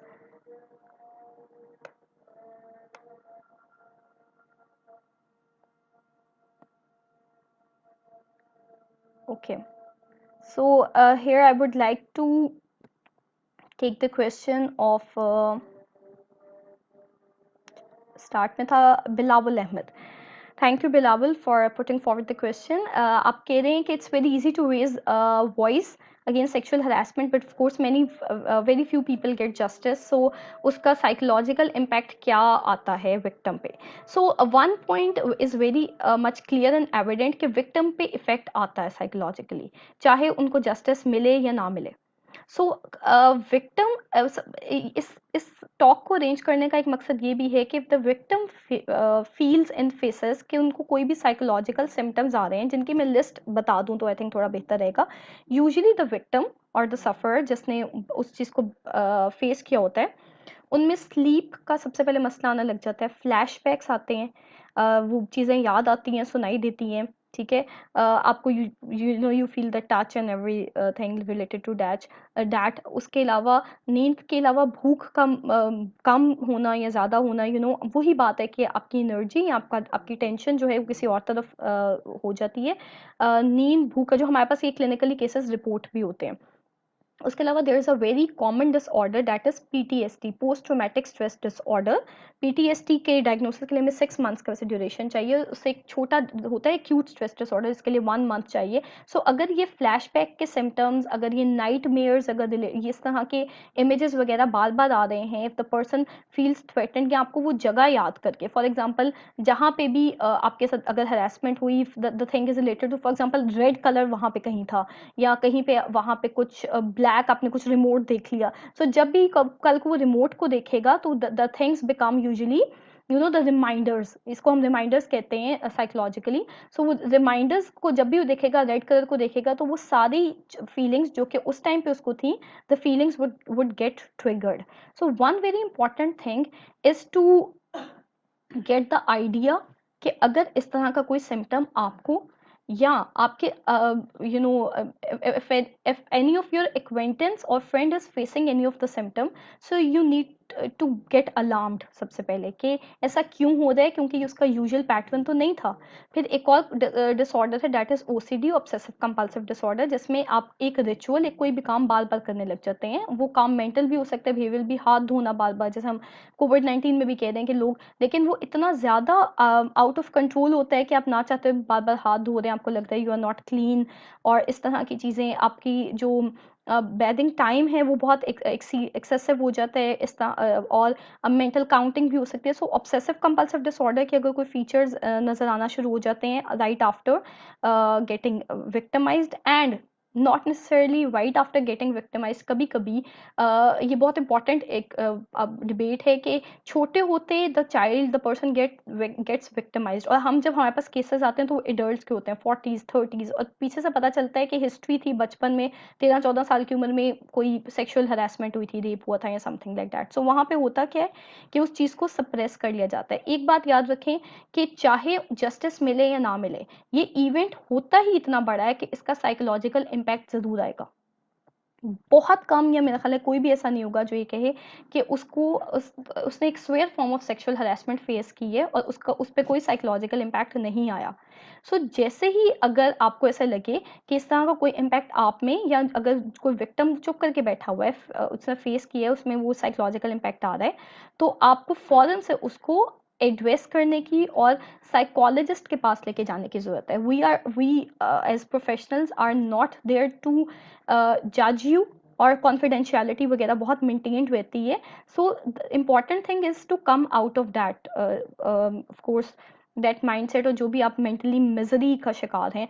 Depression, anxiety के या पैनिक अटैक्स या कोई भी एंजाइटी की फॉर्म हो सकती है। पीटीएसडी के फीचर्स मैंने बताया, फ्लैशबैक्स, नाइटमेयर्स इस तरह के हो सकते हैं। इसके अलावा बच्चों में अगर वो छोटे बच्चे हैं, एडोलेसेंट्स हैं, तो उनमें बेड वेटिंग, यानी कि अपनी उम्र का उनकी उम्र के मुताबिक वो मतलब उनकी उम्र नहीं है फिर भी वो बिस्तर गीला कर रहे हैं उस रात को सोते हुए। उसके अलावा नाखून चबाना, अंगूठे चूसना, टांग बहुत ज़्यादा एक्सेसिव लेना, ये सब सिम्टम्स, मैं ये नहीं कह रही कि हर वो बंदा जो कि ये सब करता है उसको, ये सब इंडिकेटर्स हो सकते हैं। That's of parents can even detect कि कोई मसला चल रहा है, पहले मेरा बेटा ऐसा नहीं करता था, वॉशरूम में बहुत टाइम स्पेंड करने लग गया है, एक्सेसिवली उसने या रिपीटेडली हैंड वॉशिंग स्टार्ट हो गई है, दोस्तों से मिलना बहुत ज़्यादा हो गया है, बिल्कुल अवॉइडेंट बिहेवियर आ गया है, सेल्फ स्टीम लो हो गई है, वो कह रहा है मैं कहीं पब्लिक प्लेस में जाके खा नहीं सकता, मुझे बहुत इशू है इस चीज़ में। तो ये सेल्फ स्टीम के इशू स्टार्ट हो जाते हैं। ऐसी तमाम चीज़ें अगर आपके बिहेवियर में डिस्टर्बेंसेस आपको लगें क्रिएट हो रही हैं, और भी बहुत सी, there is a list of disorders, but it can end, unfortunately it can end up with suicide too. And there are many suicide cases we know, जो कि जिनमें बेसिकली हॉस्टल में रह के या साइबर बुलिंग के भी इतने स्वेयर इम्पैक्ट होते हैं और सुसाइड तक रिजल्ट होती है। वेरी इंपॉर्टेंट पॉइंट कि आपको अगर जस्टिस मिल रहा है या नहीं मिल रहा, the victim needs to feel good कि उसने अपनी वॉइस रेज की है। और अगर विक्टिम जाहिर है वो इतनी पथेटिक या इतनी मेंटली वो मिजरेबल कंडीशन में होगा कि उसको खुद से वो ये सब फील नहीं कर पाएगा। In that case I would really suggest, यही मैं कह रही हूँ कि विक्टिम को चाहिए कि वो फौरन किसी साइकोलॉजिस्ट को कंसल्ट करे, so that the person can get a professional guideline और उसको वो प्रोफेशनली सजेस्ट कर सके। और आपकी बात बिल्कुल ठीक है, ये हमारी जिसको हम पहले स्टेटस क्यू भी कह रहे थे, और हम कह रहे थे कि क्विड प्रो क्यू जो है वो बेसिकली, अगर आप यहाँ तो हम उसी सोसाइटी में, सिर्फ हमारी सोसाइटी नहीं, ओवरऑल हम जहाँ जिनसे इंसाफ लेने जाते हैं वो आपको सेक्सुअल फेवर्स दे रहे होते हैं। बेसिकली हम उसी सोसाइटी का, we are part of that society जिसको आप सेक्सुअल कोजन या क्विड प्रो क्यू कहते हैं, कि आपको फेवर्स मिल रही हैं, सेक्सुअल फेवर्स मिल रही हैं। यहाँ पे बिल्कुल आपकी बात ठीक है कि the person gets more depressed, but that doesn't mean कि आप, दैट डजेंट इंटेल कि आप उस अपनी वॉइस ही ना रेस करें। अगेन माई सेम पॉइंट कि #MeToo movement, when it emerged in 2018 right after Zainab incident case, उसके बाद से इस चीज़ को हाईलाइट भी किया गया, इस पे बात करने को अब बहुत टैबू कंसिडर नहीं किया जाता। आपके सामने इतने बड़े सेलिब्रिटीज़ के बारे में इस तरह की बातें हुई, उन सेलिब्रिटीज़ को प्रोटेक्ट नहीं किया गया, बल्कि उन सेलिब्रिटीज़ पे ज़्यादा इफेक्ट हुआ है। नाउ एवरीबडी नोज कि मी टू मूवमेंट के बाद अगर कोई भी इस तरह से कोई इवेंट होता है तो उस पे उसका इम्पैक्ट जो है वो परपेट्रेटर पे आएगा, वो विक्टिम पे नहीं आएगा। Important is to raise the voice. बहुत से ऐसे, जैसे जैनब इंसिडेंट केस था, बहुत से ऐसी चीज़ें हैं जो कि फिर अपने eventually they leave drastic results. मैं आपको बता रही हूँ 2006 में जब एक यूएस के एक्टर के अगेंस्ट ये मूवमेंट स्टार्ट हुई थी, #MeToo मूवमेंट, उसको बहुत छोटा कंसिडर किया गया था, लेकिन उसने पूरी दुनिया में इनकलाब पैदा कर दिया। और ये बाकायदा कोटेड है, ये फैक्ट्स एंड फिगर्स के साथ है कि जेंडर राइट की कोई भी मूवमेंट उतना इनकलाब पैदा नहीं कर सकी जितना ये एक केस इनकलाब पैदा कर चुका है। उसकी वजह क्या है? क्योंकि किसी ने इसको छोटा नहीं समझा, आवाज़ उठाई है और साइलेंस को ब्रेक करके #MeToo के साथ खुद को रिलेट किया है कि जी I am also the victim and I do not feel awkward about being the victim because the perpetrator is the one who should feel awkward. Okay, yes, you can surely share this. And what's the question?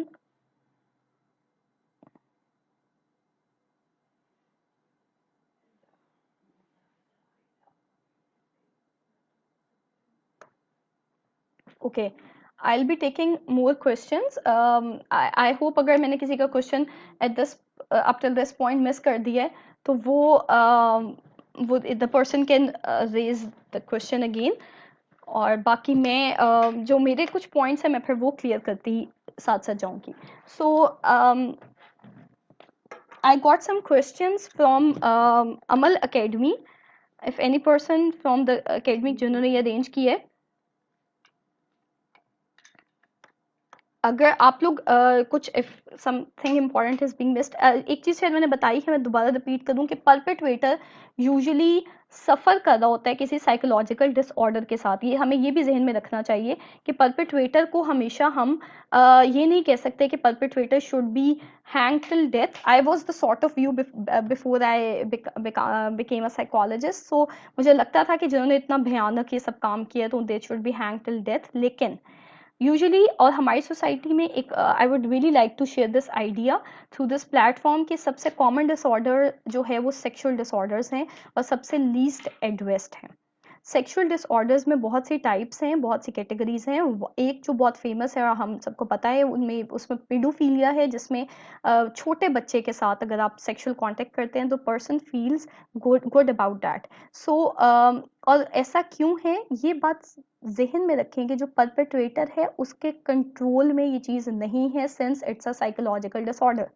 ये बिल्कुल वही बात है जैसे अगर हम कहें कि अगर किसी को बुखार होता है तो उसका जिस्म गर्म क्यों है, सो उसकी गलती नहीं है, बिकॉज वो एक कंडीशन से सफ़र कर रहा है, फेस कर रहा है। सो बहुत से, I know it's very difficult to digest, लेकिन बहुत से परपेट्रेटर्स जो हैं वो बहुत से साइकोलॉजिकल डिसऑर्डर्स का शिकार होते हैं। So we need to become a little empathetic towards them.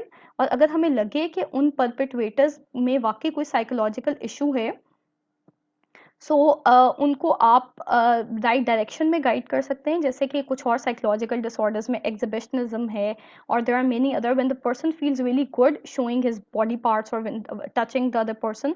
और ये हमें रोड में इसलिए डिस्कस करी हूँ कि मार्केट्स में हर जगह जाते हुए दिस इज़ वेरी कॉमन कि आप जाते जाते आपको ऐसे ही the person gets very close to you और आपको एक थ्रेटन या इंटिमिडेट करके चला जाता है। और से बहुत दफ़ा ऐसा भी होता है कि द परपेट्रेटर और the person who is doing all this he has no और लेस कंट्रोल ओवर हिमसेल्फ, क्योंकि वो एक साइकोलॉजिकल डिसऑर्डर का शिकार हो रहा होता है। So sexual disorders are very common and very much wide spread, लेकिन सबसे कम डायग्नोस्ड हैं क्योंकि सबसे एंड लीस्ट रिपोर्टेड हैं, क्योंकि लोगों को पता ही नहीं है कि सेक्सुअल डिसऑर्डर्स एग्जिस्ट करते हैं। सो अगर आपको लगे, जैसे कि पहले थोड़ा सा मेरे पास एक क्वेश्चन भी आया, थिंक जिब्रान का था, आई थिंक मुनीब का था।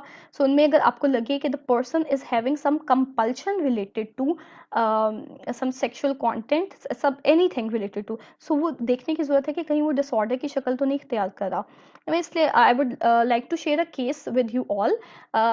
रिसेंटली, बल्कि अभी तो फॉलो पे हैं, I am taking session of a client who is basically OCD, female client, और she has kids, बट उनको जो ऑब्सेशन है that is homosexual in nature. So basically कितनी मिजरी है, कितनी तकलीफ है उस कपल के लिए जो कि आ रहा है और वो एक साइकोलॉजिकल डिसऑर्डर का शिकार है। So we do not, we can not minus the element कि बहुत से लोग जो हैं उनको बहुत से साइकोलॉजिकल issues होते हैं that are sexual in nature, and just because it's a tabooed issue तो वो एड्रेस नहीं होते, nobody ever talks about that, और उसको उसके बारे में बात करने को बहुत गंदा, बेहुदा, इस तरह के वर्ड्स यूज होते हैं ना, ये समझा जाता है। सो इम्पॉर्टेंट पॉइंट इज कि आप अगर इस तरह का कोई अपने आसपास या खुद अगर इस तरह की कोई चीज़ लगे जो कि आउट ऑफ कंट्रोल है, इम्पल्सिव है, नहीं कंट्रोल हो रही, so you really need to consult a psychologist for that. Okay, so what measures used by psychologists which expel victims from accident? Okay, psychologist कौन से मेजर्स, आई थिंक आप ये पूछना चाह रहे हैं, जिससे विक्टिम उसका शिकार ना हो। के सो साइकोलॉजिस्ट एक तो बहुत इस एरिया में बहुत ज़्यादा काम नहीं कर रहे यूजुअली, दिस इज डिलेमा, और उसमें बेसिकली हमारी सोसाइटी का रोल है। सोसाइटी इंगेज है कि हम लोग के पास स्कूल साइकोलॉजिस्ट नहीं है, we do not have psychologist in all areas, in all sectors. So उसका नुकसान ये है कि जहाँ कहीं भी, जैसे अभी सर उनीब ने वर्क प्लेस पे की बात की, सो वर्क प्लेस पे may be you would have psychologist who are lecture और हु आर साइकोलॉजिस्ट, लेकिन आपके पास कोई प्रैक्टिसिंग साइकोलॉजिस्ट है जिसके पास ऐसे केसेस रिपोर्ट हो सकें, कॉन्फिडेंशियलिटी मेंटेन करके उनका सेशन लिया जा सके, since like we all want some we all work in work at different places, लेकिन हमारे पास ऐसा साइकोलॉजिस्ट हर सेक्टर में मौजूद ही नहीं है जिनके पास ऐसे केसेस रिपोर्ट हो सकें। Child protection and welfare bureau है लाहौर में, वहाँ पे during when I was a student हम लोग प्लेसमेंट करते, so we introduced a manual over there, हम लोगों ने ट्रेनिंग्स करवाई टीचर्स की, जो आप बात कर रही थी कि विक्टिम्स को कैसे एक्सपेल किया जा सके, तो उसके लिए मुझे लगता है पेरेंट्स और टीचर्स ट्रेनिंग की बहुत ज़रूरत है हर सेक्टर में, चाहे आप कहीं भी हों।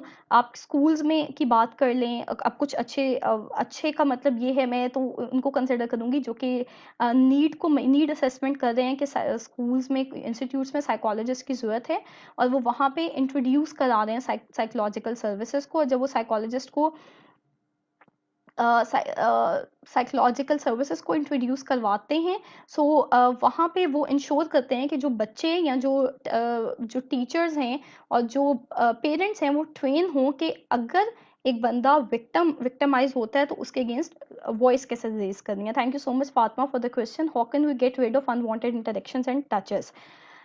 Basically we cannot. This is exactly like how can we get rid of unwanted circumstances in our life? We can't. So we can avoid that a bit, but of course आपको पता है कि हम बाहर नहीं जाएं, हम अपना इंटरेक्शन कम कर लें, but that is actually not possible and feasible.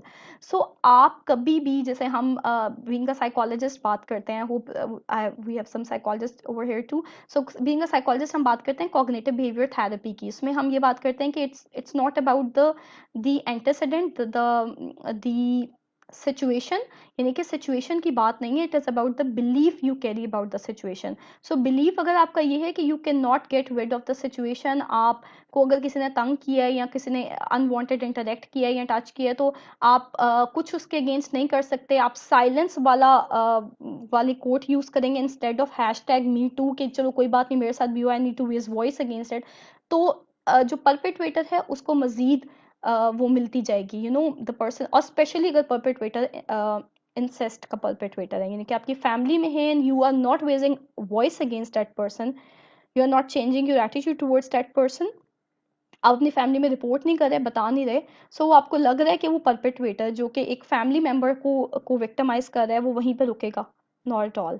So we need to raise our voice, यही बेसिकली है, क्योंकि अगर आप अपनी वॉइस रेज करेंगे तो उसका जो एक माइंड सेट जो है, एक एटीट्यूड जो है, जो एक साइकोलॉजिकल फ्रेम है, वो बिल्कुल परपेट्रेटर और विक्टिम का चेंज हो जाएगा, और अब चेंज हो रहा है। ठीक है, so thank you Asad for putting forward the question. आपने पूछा है कि हाउ टू ब्रेक स्टिग्मा और taboo associated with raising voice related to sexual harassment in our society. So the stigma is already being broken, I mean like it's in the process। जो अभी हम बात कर रहे थे कि मैं आप आई थिंक जॉइंट लेट, जो हमने बात की कि 2006 में एक यूएस का जो केस हुआ, और उसके बाद 2018 में जो hashtag me too movement start हो गई, उसकी वजह से कहीं ना कहीं तो इम्पैक्ट आया है कि लोग इसके बारे में बात करते हैं। जैसे मैंने पहले भी कई दफ़ा कहा कि दो बहुत फेमस सेलिब्रिटीज़ के बारे में बात हो चुकी है कि दे वर somehow perpetrators of any form of harassment। सो वो क्यों है? क्योंकि कहीं ना कहीं रेजिंग वॉइस, यानी कि हैशटैग मी टू वाली चीज़ जो है उसको कहीं ना कहीं प्रमोट किया जा रहा है। इसको एक हैशटैग मी टू मूवमेंट के नाम से चलाया गया है 2018 में, और मैंने आपको बताया भी है कि उसको यहाँ पे जैनब इंसिडेंट के बाद जो है ज़्यादा उसको हीट मिली। In fact I would like to share के कुछ गवर्नमेंट लेवल पे भी कुछ इस तरह की चीज़ें हुई जो कि पहले आज से नहीं हुई थी। इस तरह के कुछ ट्रेनिंग मैनुअल्स जो हैं वो चलाए गए, जिसमें लाइफ स्किल बेस्ड ट्रेनिंग्स वगैरह के प्रोग्राम्स लॉन्च किए गए, जो कि पहले शायद इतने ज़्यादा उनको कंसिडर नहीं किया जाता था। ठीक है, एडोलेसेंट बेस्ड प्रोग्राम्स थे, लेकिन अब इसलिए कंसिडर किया जाता है क्योंकि लोगों को लगता है कि this is a serious issue, और इससे any gender is not free, of course, कि वो any gender can get victimized, any person, a person from any culture, any society can get victimized by all this. So ये breaking stigma का एक और बहुत important point ये हो सकता है कि जो भी ये कर रही है अमल अकेडमी, कि I think we can talk more about it. We need to talk more about it so that आम आवाम को पता चले कि ये harassment actually ये harassment है. जैसे सर उन्हीं पहले बात कर रहे थे, वर्क प्लेस में बहुत से लोगों को पता ही नहीं होता कि ये हरासमेंट है, and they are getting harassed. और मार्केट्स में लोगों को नहीं पता होता, अगर आपको किसी ने टच किया है, लड़का हो या लड़की, तो जिसने टच किया, को टच किया गया, वो यूजुअली चुप रहेगा, क्योंकि ये कंसिडर किया जाता है कि उसकी गलती है. इस स्टिग्मा को ब्रेक करने की जरूरत है कि गलती विक्टिम की नहीं है, गलती परपेट्रेटर की है. विक्टिम ने कुछ नहीं किया, विक्टिम कोई नापाक नहीं हुआ, कोई हमारा इस्लाम, कोई दीन, कोई क्रिश्चियनिटी, मजहब ये नहीं कहता कि विक्टिम नापाक हो गया. Victim it is the perpetrator who should be dealt with, or who should be, considered accountable. So I hope that answers the question. Okay, thank you so much, Fatma. That was my next point, and very very important thing.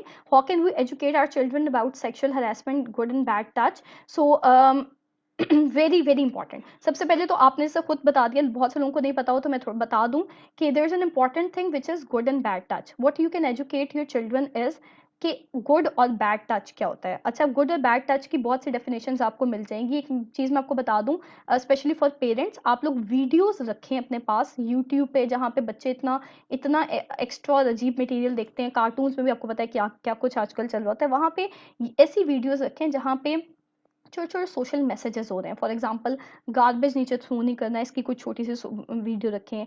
Noise pollution को कैसे avoid करना है, इसकी video रखें. इस तरह से एक वीडियोस आपको यकीनन मिल जाएंगी. और लेटर आई कैन शेयर, अगर किसी ने पर्सनली लेनी हो, कि वो किस तरह से गुड और बैड टच का मटेरियल आपको नेट पे इजीली मिल जाएगा. सो गुड और बैड टच में आप बच्चे को ये एजुकेट करते हैं कि good touch is any touch that makes you feel comfortable, and bad touch is any touch which makes you feel really uncomfortable.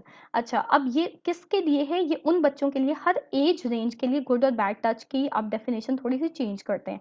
ये उन बच्चों के लिए जो बहुत छोटे हैं, जो अभी अपने प्राइवेट पर्सनल बॉडी पार्ट्स उनको आइडेंटिफाई नहीं कर पाते. सो ये उनको आप बताते हैं कि वो हर वो टच जो आपको ज़रा बुरा महसूस करा दे, जिस टच से आप अनकंफर्टेबल फील करें, वो बैड टच है. अच्छा, जैसे जैसे बच्चा बड़ा होता जाता है आप उसको बताते जाते हैं, आप उसको बॉडी पार्ट्स आइडेंटिफाई करते हैं. आई होप हर कोई अब ज़्यादा बच्चों को बताता है कि आइज़ हैं, नोज़ हैं, ऑल द बॉडी पार्ट्स.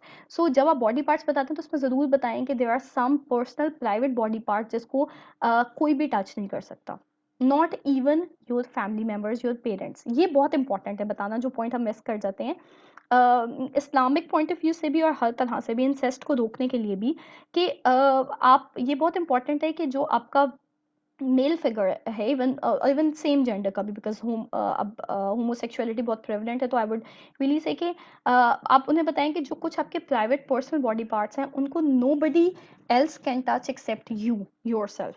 और even during bathing nobody can see और टच यू. सो ये वाली छोटी छोटी बातें जो हैं वो आप बताते जाएं कि ये अच्छा टच है, ये बुरा, इन पर्सनल प्राइवेट पार्ट्स को कोई नहीं टच कर सकता, इनको कर सकता है.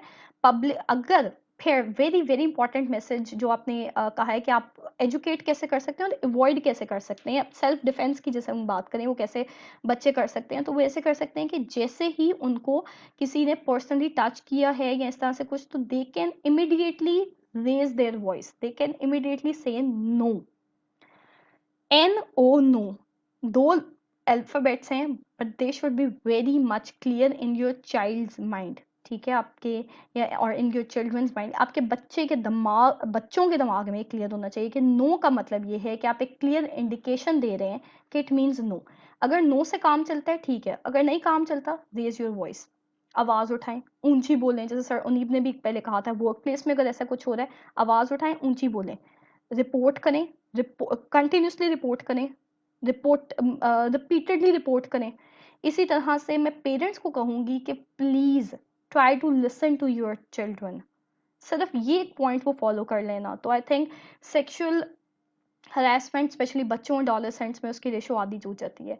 बच्चे बहुत दफ़ा बताने की कोशिश कर रहे होते हैं, समटाइम्स इम्प्लिसिटली समटाइम्स एक्सप्लिसिटली। कभी कभी वो बोल के बता रहे होते हैं कि हमारे साथ ये बुरा हुआ है, हमें किसी ने गलत तरह से देखा है, लेकिन आप ये समझ लेते हैं कि वो तो उनके अंकल आंटी रिश्तेदार, अब फादर भाई वो हैं, या फिर अगर इन अदर केस वो बहन माँ, या क्योंकि of course guys are also getting molested और इंसेस्ट का शिकार है। सो वो ये हैं, तो वो तो ऐसा कुछ नहीं कर सकते। सो ऐसा नहीं करें, try to listen to your child.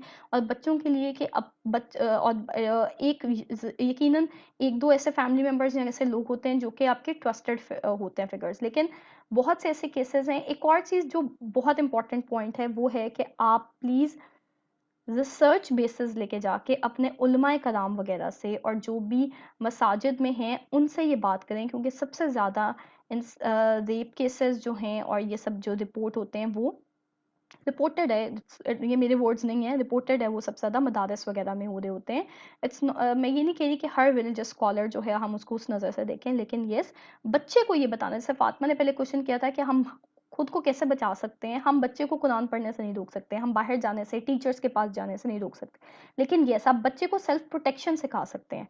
आप बच्चे को ये सिखा सकते हैं कि अगर उसको कोई ऐसे टच करे जो उसको गलत फील करवा दे, अनकंफर्टेबल फील करा दे, तो बच्चे ने कैसे अपनी वॉइस रेज करें, and it is okay to raise voice. This message is so very important, I would really love to highlight it. It is okay to raise your voice, ये message आप repeatedly दें अपने बच्चे को। कोई बात नहीं बेटे, अगर आपने बोल दिया, it is not you who is at mistake just because आपने बोला है। And this is psychology of sexual harassment. जैसे ही आप बच्चे का माइंडसेट चेंज करेंगे, वो बच्चा एक जो विक्टिम बनना था वो एक सर्वाइवर बन जाएगा। इनफैक्ट वो उस चीज़ का शिकार ही नहीं होगा, और वो सर्वाइवर सोचें कल को कितने बच्चों को बचा सकता है। और एब्यूज़ का मैं एक बात कहूँ, एक साइकिल है जो चलता है।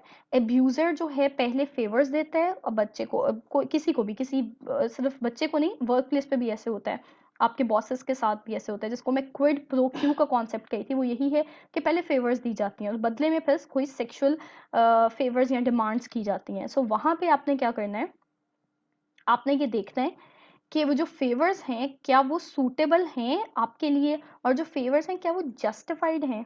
Very important concept, self responsibility. क्या आप वाकई उतना डिजर्व करते थे जितनी आपको पे मिल रही है वर्क प्लेस के अकॉर्डिंग भी, जैसे रुनीत ने कहा, क्या आप वाकई उतना डिजर्व करते थे जितनी आपको पे मिल रही है? क्या आपको वाकई, do you actually deserve you know a drive, और डू यू एक्चुअली डिजर्व कि आपके बॉस आपको ड्रॉप करें? क्या वो सबको ड्रॉप करते हैं? क्या ये स्पेशल आपको फेवर, या आपको बार बार बुलाया जाता है, आपको बोनस मिल रहा है? और वहीं पे नो का मैसेज दें, a clear cut no, that you do not want it. ठीक है। सो इस तरह से होता भी ये है कि जो विक्टिम होता है ना, सबसे पहले विक्टिम थोड़ा सा उसको इंजॉय उसमें उसको इंजॉय करता है, उन फेवर्स को इंजॉय कर, not the sexual contact, not at all, उन फेवर्स को इंजॉय करने की करता है। और जब वो इंजॉय करते करते परपेट्रेटर को मैसेज चाहता है कि it is okay, it is okay and I can proceed. ठीक है, मुझे एक बात बताएं, कोई आप पे कब तक जुल्म करता है? जब तक आप उस पर करने देते हैं, उसे करने देते हैं। सो जब उसे मैसेज जाएगा कि इट्स ओके, सो वो definitely that would the person would continue. Thank you so much Ayesha for your comment, means a lot. Okay, we can relate it. Yes, parents need to listen to the children. Not only parents, I think a very vital important role can be played by teachers too.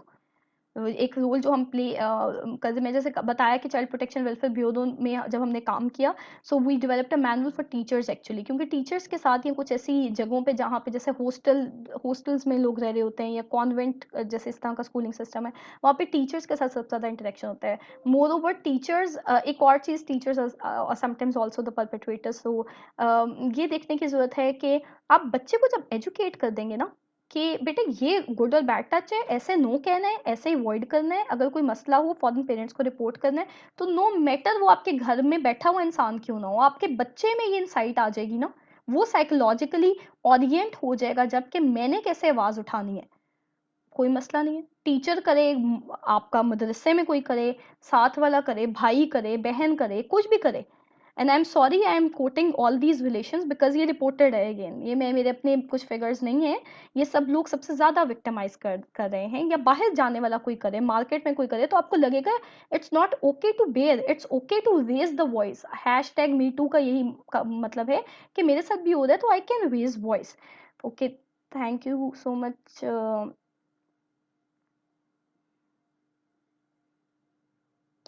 Okay. Thank you, Noor.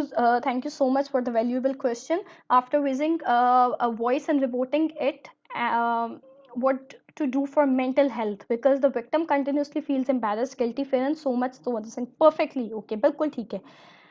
देखिए एक बात ज़हन में रखें कि victim doesn't only feel bad about raising the voice. In fact, raising voice can somehow psychologically heal the person. मैं बताती हूँ क्यों।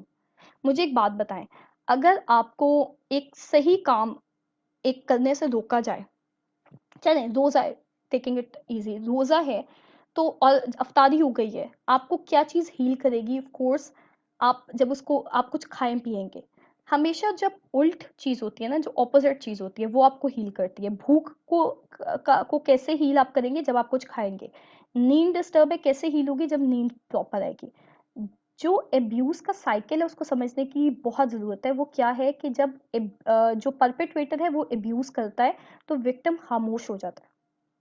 अगर विक्टिम खामोश ना हो और ये नो का मैसेज दे दे और ये कहे कि जी इट्स नॉट ओके, ये सारे मैसेजेस दे दे, तो फिर तो वहाँ पे अब्यूज रुक ना जाए या वहाँ पे कुछ हो ना जाए हरासमेंट का, उसी टाइम अगर कर दे। मैं बाद की बात नहीं करी, उसी टाइम। लेकिन विक्टिम क्या करता है, वो समझता है कि मेरी कोई गलती है और वो खामोश हो जाता है। जब वो खामोश होता है तो उससे उसके अंदर एक गिल्ट भी आ जाता है कि पता नहीं मेरी क्या गलती है, मेरा चुप रहना मेरी गलती है, या मेरे में कोई फ्लॉ था जो मेरे साथ ये सब चीज़ें हो रही हैं। तो ये आपने इट्स ओके का तभी मैसेज देना कि आप में फ्लॉ नहीं है, आपकी गलती नहीं है। सो जब वो खामोश होता है तो उसका एंटीडोट क्या होगा कि आप उसकी वॉइस रेज करवाएं। जैसे वॉइस रेज होगी the victim usually feels good. लेकिन हाँ, जैसे पहले एक कमेंट आया था कि जब विक्टिम को इंसाफ नहीं मिलता तो फिर क्या होगा, तो अब इंसाफ मिलना शुरू हो गया ऐसे पहले तो ये बात है। दूसरी बात ये कि victim continuously after being victimised वो उसको सप्रेस कर दे, दबा दे और बात है, लेकिन वो मुसलसल इसी कश्मकश में रहता है कि उसकी ये गलती है। उसमें डिप्रेशन, एंजाइटी और ये सारे जो हैं सिम्टम्स आने लग जाते हैं जो मैंने पहले डिस्कस किए हैं, ओसीडी के और भी बहुत से पीटीएसडी के सिम्टम्स आने लग जाते हैं। सो विक्टिम को अगर ऐसे कोई भी सिम्टम्स आ रहे हैं तो the best thing is to seek psychological guidance. आप फौरन किसी प्रैक्टिसिंग क्लिनिकल साइकोलॉजिस्ट के पास जाएं और उससे जाके अपना प्रॉब्लम शेयर करें। अल्हम्दुलिल्लाह अब तो साइकोलॉजिस्ट जो हैं दे आर अवेलेबल और वो बहुत सेक्टर्स में बहुत जगह पे काम कर रहे हैं। आप प्राइवेटली दिखा लें, अगर आप पब्लिकली अगर आप किसी पब्लिक हॉस्पिटल में आना चाहते हैं वहाँ दिखा लें। You need to consult some psychologist for your symptoms. और चाहे आप अपनी वॉइस रेज कर लें, रिपोर्ट कर लें, तब भी वॉइस रेज ना करें, रिपोर्ट ना करें, फिर भी आपके अंदर तूफान चलता रहेगा, आपके अंदर चेंजेस आती रहेंगी। सो उन चेंजेस को मैनेज करना बहुत ज़रूरी है। It's okay to seek help. बुखार, ब्लड प्रेशर, शुगर, कोरोना, इन सब के लिए, कोविड-19, इन सब के लिए अगर डॉक्टर से हेल्प लेने में कोई मुज़ायका नहीं है तो किसी साइकोलॉजिकल डिसऑर्डर के लिए भी किसी साइकोलॉजिस्ट या साइकेट्रिस्ट से हेल्प लेने में कोई मुज़ायका नहीं है। सो दैट ये आप like this is the message. और ऊपर एक मेरे पास क्वेश्चन आया है, how can we related with age factor? Very good question. Basically अगर मैं विक्टिम की बात करूं तो विक्टिम किसी भी उम्र का हो सकता है।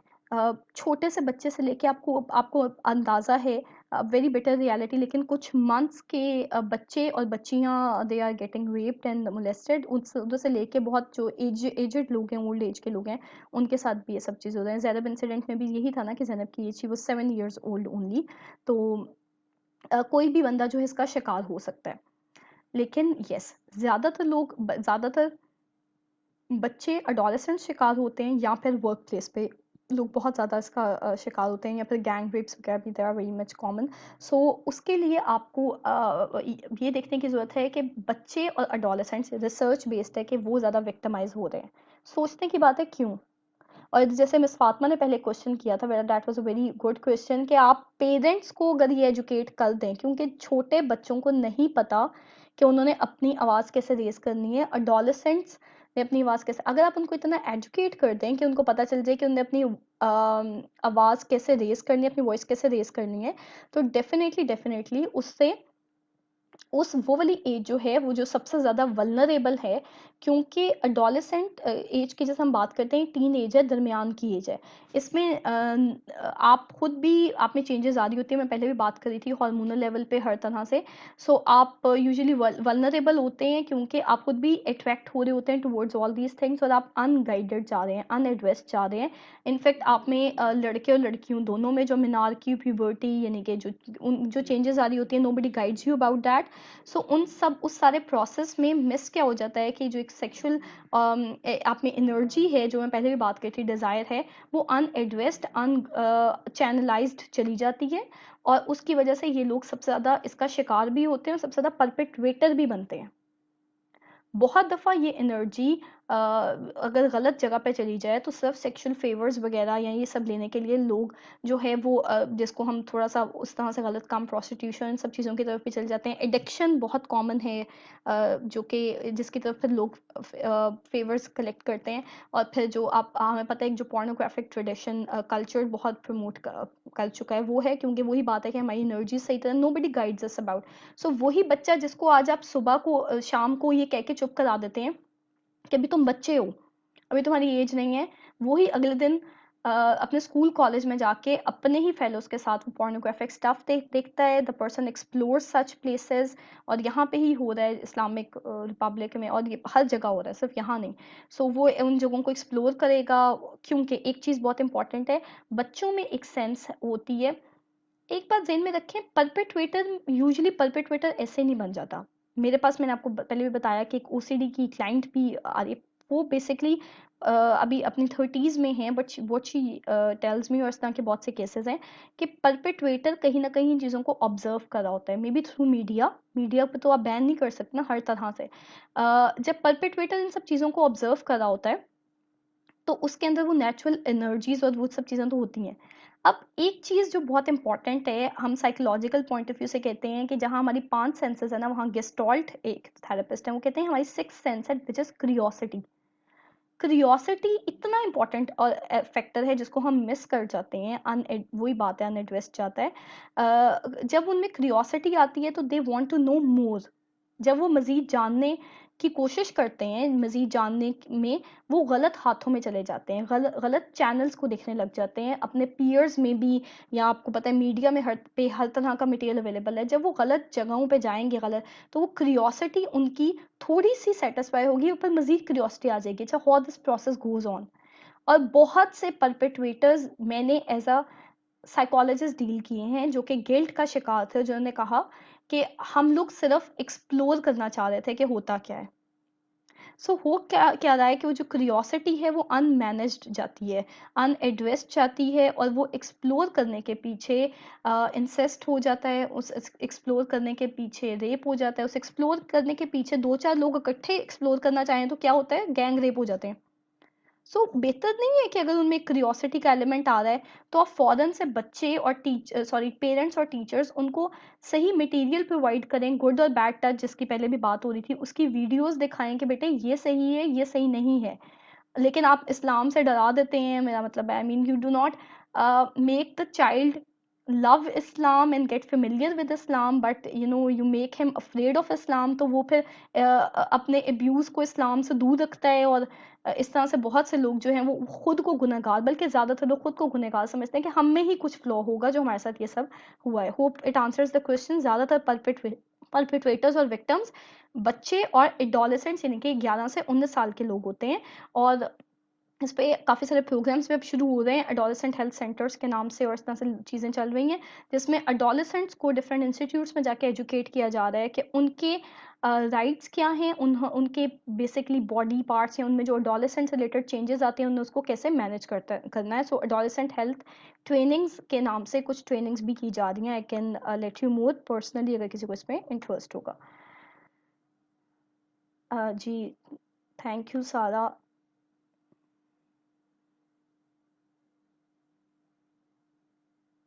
ओके, मैं पहले सारा का कमेंट लेती हूँ फिर जाते हैं। You want to ask that is there any other alternative way of raising voice, because maybe after raising voice you can suffer a lot of destruction in your family or your career and you have to choose another way of dealing it. Please elaborate this point as well. बिल्कुल ठीक है। ये मेरा ख्याल है सारा आप specially वहाँ की बात करें जहाँ पे एक तो इंसेस्ट का केस हो तो there is a fair chance कि you may lose your relations. So आप अब जाहिर है आप अगर घर में ये बता रहे हैं कि मेरे कोई भी आपका आपके अंकल आपकी या फिर एक लड़का ये बता रहा है कि उसके अंकल या उसकी आंटी या किस तरह से उसको सेक्सुअली हरास कर रहे हैं, तो फिर वो आपकी तो फैमिली डायनामिक्स चेंज हो जाएंगी। Sometimes it's brother in law, तो आपकी बहन के घर का क्या होगा, और ये थिंग्स लाइक दैट प्रिवेल सो हमारी सोसाइटी में। सो एक तो एक इंसेस्ट के केस में ये इशू बहुत ज़्यादा हो जाता है, और दूसरा वैसे भी यस वैसे भी चीज़ हो सकती है। ओके अच्छा, उसमें मैं ये कहूँगी सारा कि जो विक्टिम है ना उसको चाहिए बेसिकली कि to seek to have a comfortable corner, you know, a person with whom the victim can share easily, और अपनी चीज को चैनलाइज करें। और वो तब ही पॉसिबल है, जाहिर है इट्स अ चेन प्रोसेस है कि जब आपके पेरेंट्स आपके टीचर्स आपको उतना वो उतनी उतनी स्पेस देते हैं कि you can talk about these issues. So बजाय इसके कि आप फैमिली में बैठ के उस तरह की वॉइस को रेज करो सबके साथ, आप सबसे पहला आपका मूव क्या होना चाहिए कि आप परपेट्रेटर को खुद नो का सिंबल दो, साइन दो। फिर भी अगर आप नहीं दे पाते तो मतलब बीइंग अ विक्टिम आप नहीं दे पाते, तो you need to tell to somebody you trust. ये बहुत इंपॉर्टेंट है, सबको ना फौरन से बताएं। अच्छा फिर भी कुछ नहीं होता या लोग आपसे सबूत मांगते हैं, सो ये बहुत से मैंने देखा है कि बहुत से केसेस वगैरह ऐसे हैं कि जी उन्होंने सबूत मांगा और सबूत की वजह से जो है वो बहुत से केसेस में आपको इस्लामिक यहाँ के बता रही हूँ कि मौलवी हजरात उनके अगेंस्ट पिटिशंस की, लेकिन सबूत ना होने की वजह से उनको रिहा कर दिया गया। और इस तरह के बहुत से ऐसे केसेस हैं which I think are very they are very emotional. So होता क्या है कि आपको पास सबूत नहीं होता, आप क्या करो वहाँ पे, what you can do is to make your voice fair and clear. अब पता है कि सारा ये वाला जो साइकोलॉजिकल एस्पेक्ट है ना कि विक्टिम की गलती नहीं है, इसको फैलाने की जरूरत है। और यही मेरी बेसिकली आज की टॉक का मकसद था कि आपका करियर मैं समझती हूँ कि कोर्स अगर आप घर से बाहर रह रहे हो और आपने ये आवाज़ उठा दी है कि जी आप ये सब आप इसका शिकार हुए हो, तो आपको गलत समझा जाएगा और ये कहा जाएगा कि नहीं नहीं जी जी आप एक उसमें हो जाएं, आप छुप जाएं, आपकी गलती है। सो आपने जहाँ पे ये वॉइस रेस करनी है वहां पे ये बताना है, नो मैटर सोसाइटी कैसे भी करे, और इसमें आप मेरे जैसे लोग हम रोल प्ले कर सकते हैं। सोसाइटी कैसे भी समझे, हमने ये बताना होगा कि विक्टिम की गलती नहीं है, इट इज ओके। क्योंकि हमारी सोसाइटी में अगेन वही बात है, जिसको बुखार होता है उसकी गलती है, बिल्कुल भी नहीं। जिसको फॉर एग्जांपल कोई भी एलिमेंट होती है उसकी गलती है, बिल्कुल नहीं। Some things are quite natural. जैसे पहले फातिमा ने भी पूछा कि हम अवॉइड कैसे कर सकते हैं, तो हम अवॉइड नहीं कर सकते इन चीज़ों को, हम थोड़ा सा बच सकते हैं। लेकिन आप इम्पॉर्टेंट ये है कि जब आप इसी सिचुएशन से when you will face such situations, तो आप ज़रूर अपनी वॉइस रेज करें और एक सूटेबल मैनर में करें। सबसे पहले तो परपेट्रेटर को शटअप कॉल दें और परपेट्रेटर को ये रियलाइज करवाएं कि and I am using the term shut up call because actually you need to make the perpetrator realize that you are not powerless। मैं आपको बता रही हूँ बहुत सी रिसर्च की फाइंडिंग्स हैं कि पावरलेसनेस का एलिमेंट जब भी विक्टिम में नजर आता है तो परपेट्रेटर वो प्रोसेस कंटिन्यू करता है। इस प्रोसेस को ख़त्म करें, इस साइकिल को ख़त्म करें कि आप अब एब्यूज़र इज़ नॉट पावरलेस, और जो इस चीज़ का जो बेसिकली परपेट्रेटर है उसकी गलती है, आपकी गलती नहीं है।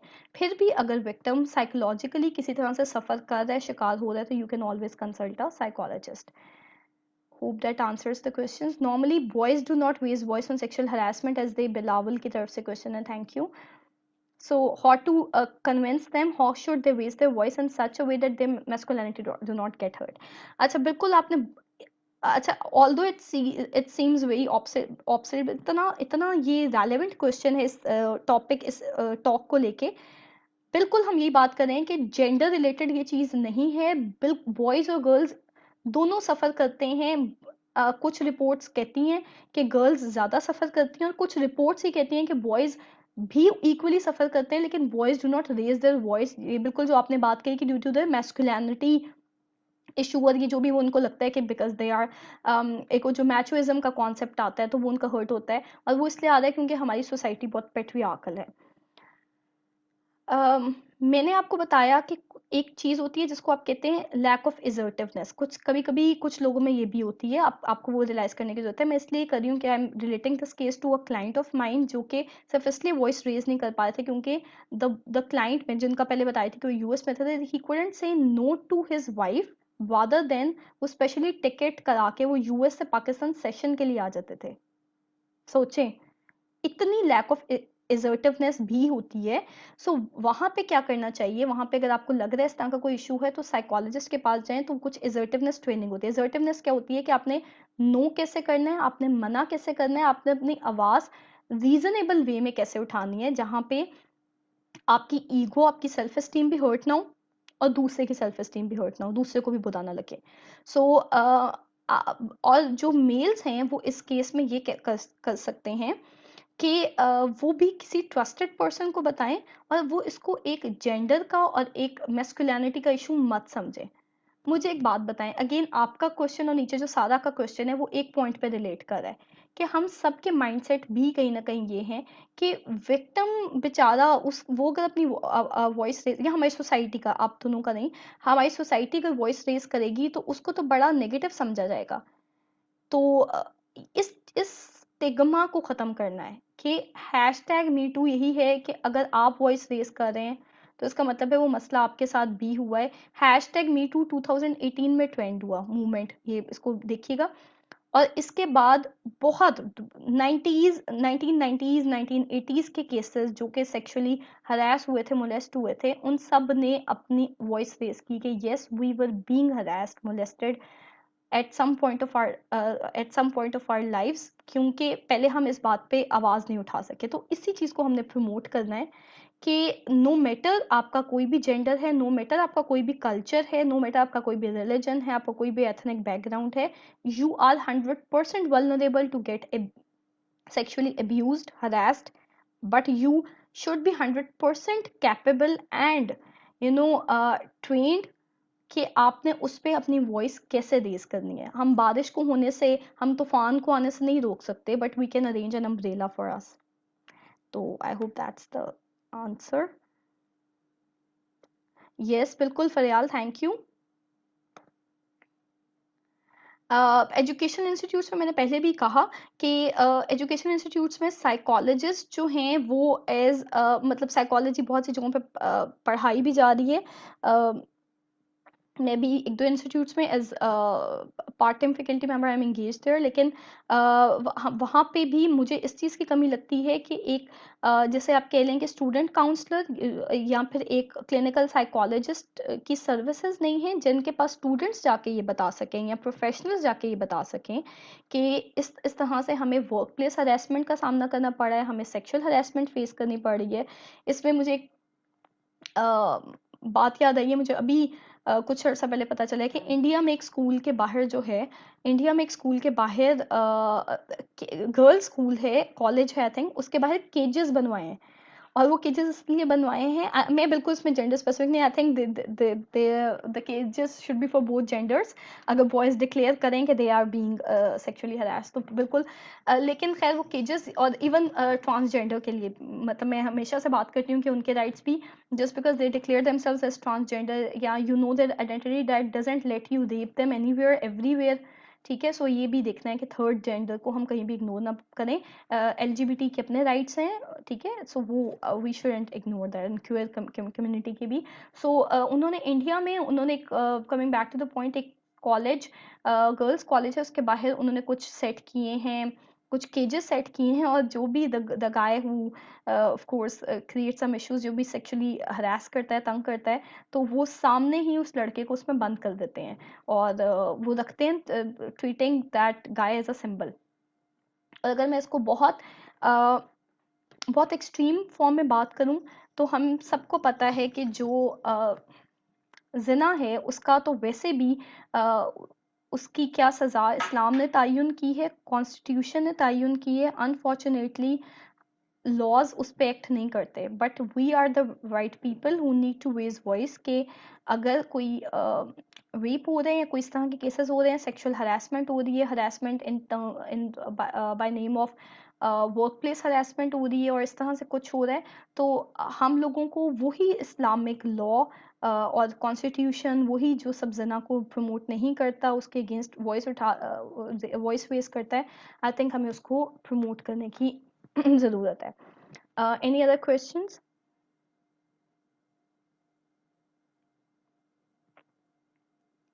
Thank you so much to all who are attending.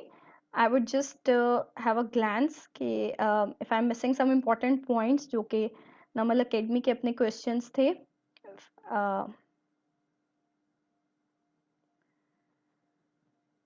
okay, psychological impact of victim. I think I have told good or bad touch का मैंने बता दिया. Any touch that makes you feel comfortable or uncomfortable. Okay. Perpetrator का मैंने बता दिया कि बहुत से परपेट्रेटर्स खुद साइकोलॉजिकल डिसऑर्डर्स का शिकार होते हैं, सो परपेट्रेटर्स को भी हमने इस तरह से देखना है कि कहीं उनको साइकोलॉजिकल सेशंस की ज़रूरत तो नहीं है, ठीक है। और मेरे पास ऐसे केसेस आते भी रहते हैं बीइंग अ साइकोलॉजिस्ट, लेकिन कम हैं, जितने होने चाहिए उतने नहीं है, कि लोग खुद रिपोर्ट करते हैं कि उनमें कुछ इस तरह की चीज़ें जो कि हमें ऑड लगती हैं, जिसको लोग हम रिपोर्ट भी करते हैं, विच आर नॉट फाइन। सो उस तरह की एग्जिबिशनिज्म ऐसी चीज़ें, उनमें एक टेंडेंसी होती है कि उनसे अपनी इम्पल्स पे कंट्रोल नहीं होता। सो अगर ऐसा कुछ आपको फील हो रहा है तो you need to consult a psychologist, और सेशंस हैं और आपकी प्राइवेसी बिल्कुल मेंटेन की जाएगी। ओके, एज फैक्टर का भी मैंने बता दिया, और गुड और बैड टच का भी। Responsibility on part of teachers बहुत इंपॉर्टेंट है, responsibility on part of parents बहुत इंपॉर्टेंट है, आई थिंक, क्योंकि आपने पेरेंट्स ने, टीचर्स ने स्टूडेंट्स को ये बताना है कि गुड और बैड टच क्या है। उन्होंने वेरी इंपॉर्टेंट क्वेश्चन, जैसे पहले मुनीब बात कर रहे थे, यहाँ पे उनका कमेंट आया था कि उन्होंने ये बताना है कि अपनी एनर्जीज को कैसे मैनेज करना है, क्योंकि एनर्जीज हैं हमें आजकल, वैसे भी यूथ जैसे घर पे बैठी हुई है, सो आपका जो मोबाइल यूजेज है ना, जहाँ उसके और बहुत से ड्रास्टिक इम्पैक्ट हैं, इफेक्ट्स आते हैं, वहाँ एक इफेक्ट ये आता है कि वो बच्चा जो थक के आके सोता था और जिसकी वो सेक्सुअल एनर्जी कहीं और मैनेज हो जाती थी, क्योंकि वो प्लेग्राउंड में थक के आया होता था या घर में थक के फिजिकल एक्टिविटी करता था, वो बच्चा जो है अब मोबाइल पे बैठा हुआ अपनी सारी एनर्जीज यहाँ लगा रहा है, वो एनर्जी जमा होती जा रही है। अब वो एनर्जी का क्या करेगा, कहीं ना कहीं सेक्सुअल ड्राइव्स भी हैं, अर्जेस भी हैं, हर चीज़ है। सो एनर्जी का क्या करेगा, वो ऐसी चीज़ें एक्सप्लोर करेगा जिसको हम प्रोहिबिटेड कंटेंट कहते हैं, और फिर पेरेंट्स को they would get a real issue, और वो उनको जब रोकेंगे, मना करेंगे, तो बच्चों में क्यूरियोसिटी तो पहले ही है और उनमें मजीद आएगी, वो जाके अपने साथ वाले से पूछेंगे, और जाके, और इस तरह से होता है since I visit many schools and colleges for to deliver lectures. So वो जाके जब पूछेंगे तो वही लोग पीयर ग्रुप, अपने पीयर ग्रुप के साथ आके उन चीज़ों को डिस्कस करेंगे, और जब डिस्कस करेंगे तो क्या रिजल्ट आएगा कि वो लोग मिल के एक्सप्लोर करेंगे और मिल के एक गैंग क्राइम करने की कोशिश करेंगे। सो मेरा मैसेज भी यही है। Thank you Zulkifal. मेरा ओके, आई थिंक ये मोहम्मद बशीर है इनका एक, मैं क्वेश्चन ले लूँ, उसके बाद फिर मैं कहती हूँ। Sometimes people feel shy, nervous to share the issue with parents, so how to find such, okay, how to I think deal with such type of nervousness. देखिए, अगर तो नर्वसनेस आउट ऑफ कंट्रोल हो रही है, आपसे manage नहीं हो रही है, आपको लग रहा है कि बिल्कुल ही किसी से बात करते हुए आपके हाथ पाँव फूल रहे हैं, आपसे नहीं हो रहा, तो हो सकता है वो एंजाइटी डिसऑर्डर का कोई सिम्टम हो, यानी कि दिल की धड़कन तेज हो रही है, पसीना आ रहा है, स्वेटिंग हो रही है, पब्लिकली लोगों को पब्लिकली खाते हुए भी सोशल एंजाइटी होती है, कुछ को पैनिक अटैक लग, तो अगर तो ये इतनी क्लिनिकली सिग्निफिकेंट एंजाइटी है, तो you need to consult a psychologist and take proper sessions for that, and do not go for medicine without any prescription of a practicing psychiatrist, that is really a request और message कि आप लोग खुद से बेंजोडाइजेपीन्स पे और इस तरह से स्लीपिंग पिल्स पे मत लगें। अगर इस तरह की कोई चीज़ें हैं तो you need to consult a professional for that, specially आजकल के केस में जहाँ पे हम घर पे रह रहे हैं, सब इश्यूज हो रहे हैं। तो मेरे पास तरह के सिम्टम्स रिपोर्ट है, लोग खुद से सेल्फ मेडिकेशन पे बहुत लगे हैं, अवॉइड दैट। अगर आपको लग रहा है कि चीज़ें बहुत क्लिनिकली सिग्निफिकेंट है, मतलब आपके लिए बिल्कुल मैनेज करना मुश्किल हो गया, तो कंसल्ट अ साइकेट्रिस्ट और साइकोलॉजिस्ट, बट प्रैक्टिसिंग वन। लेकिन अगर आपको लगता है कि आप थोड़ी बहुत एनजाइटी नर्वसनेस है जिसको आप डील कर सकते हैं, सो खुद से, तो उसमें कुछ टिप्स हैं एनजाइटी को मैनेज करने के लिए। वो ये है कि आप जैसे अपनी फूड इनटेक सही करें, अपनी फ्रेश फ्रूट्स वगैरह लें, वाटर इनटेक सही करें। आप what you can do is behavioural management, यानी कि आप अपने बिहेवियर को मॉडिफाई करें। आप इस तरह से बात करें जैसे मैं असर्टिवनेस कह रही थी, आप कम्युनिकेशन बेहतर करें, और उस सब के लिए आप गाइडलाइंस अगेन किसी साइकोलॉजिस्ट से ले सकते हैं। नर्वसनेस और शाय होना हमारी सोसाइटी में पेरेंट्स के साथ इज़ अ कॉमन थिंग, और यही मैं पेरेंट्स को मैसेज दे रही हूँ कि आप बच्चे को अगर बहुत डरा के रखेंगे तो उससे आपका बच्चा, वही बच्चा बाहर जाके कल को विक्टिमाइज भी हो सकता है और कल को परपेट्रेटर भी बन सकता है। सो बच्चों आप यकीनन अगर पेरेंट्स के साथ कंफर्टेबल नहीं है वो बात करने के लिए, तो try to find another person जिसके साथ आप कंफर्टेबली वो बात कर सकें। The person can be your you know any relative whom you can trust, और अगर बिल्कुल भी नहीं हो सकता, फिर भी इश्यूज बहुत ज़्यादा हैं, तो you can always consult a professional, a psychologist. ठीक है, अपनी फैमिली, अपने आसपास ऐसे लोगों को देखें जो कि आपको एक्सप्लॉइट ना करें, आपको सही तरह से गाइड कर सकें। ओके, इसके अलावा अगर किसी के क्वेश्चंस हैं तो I would love to take them now, but I think I have even exceeded my time. आप लोगों का रिस्पॉन्स अच्छा था and I got so much to talk about.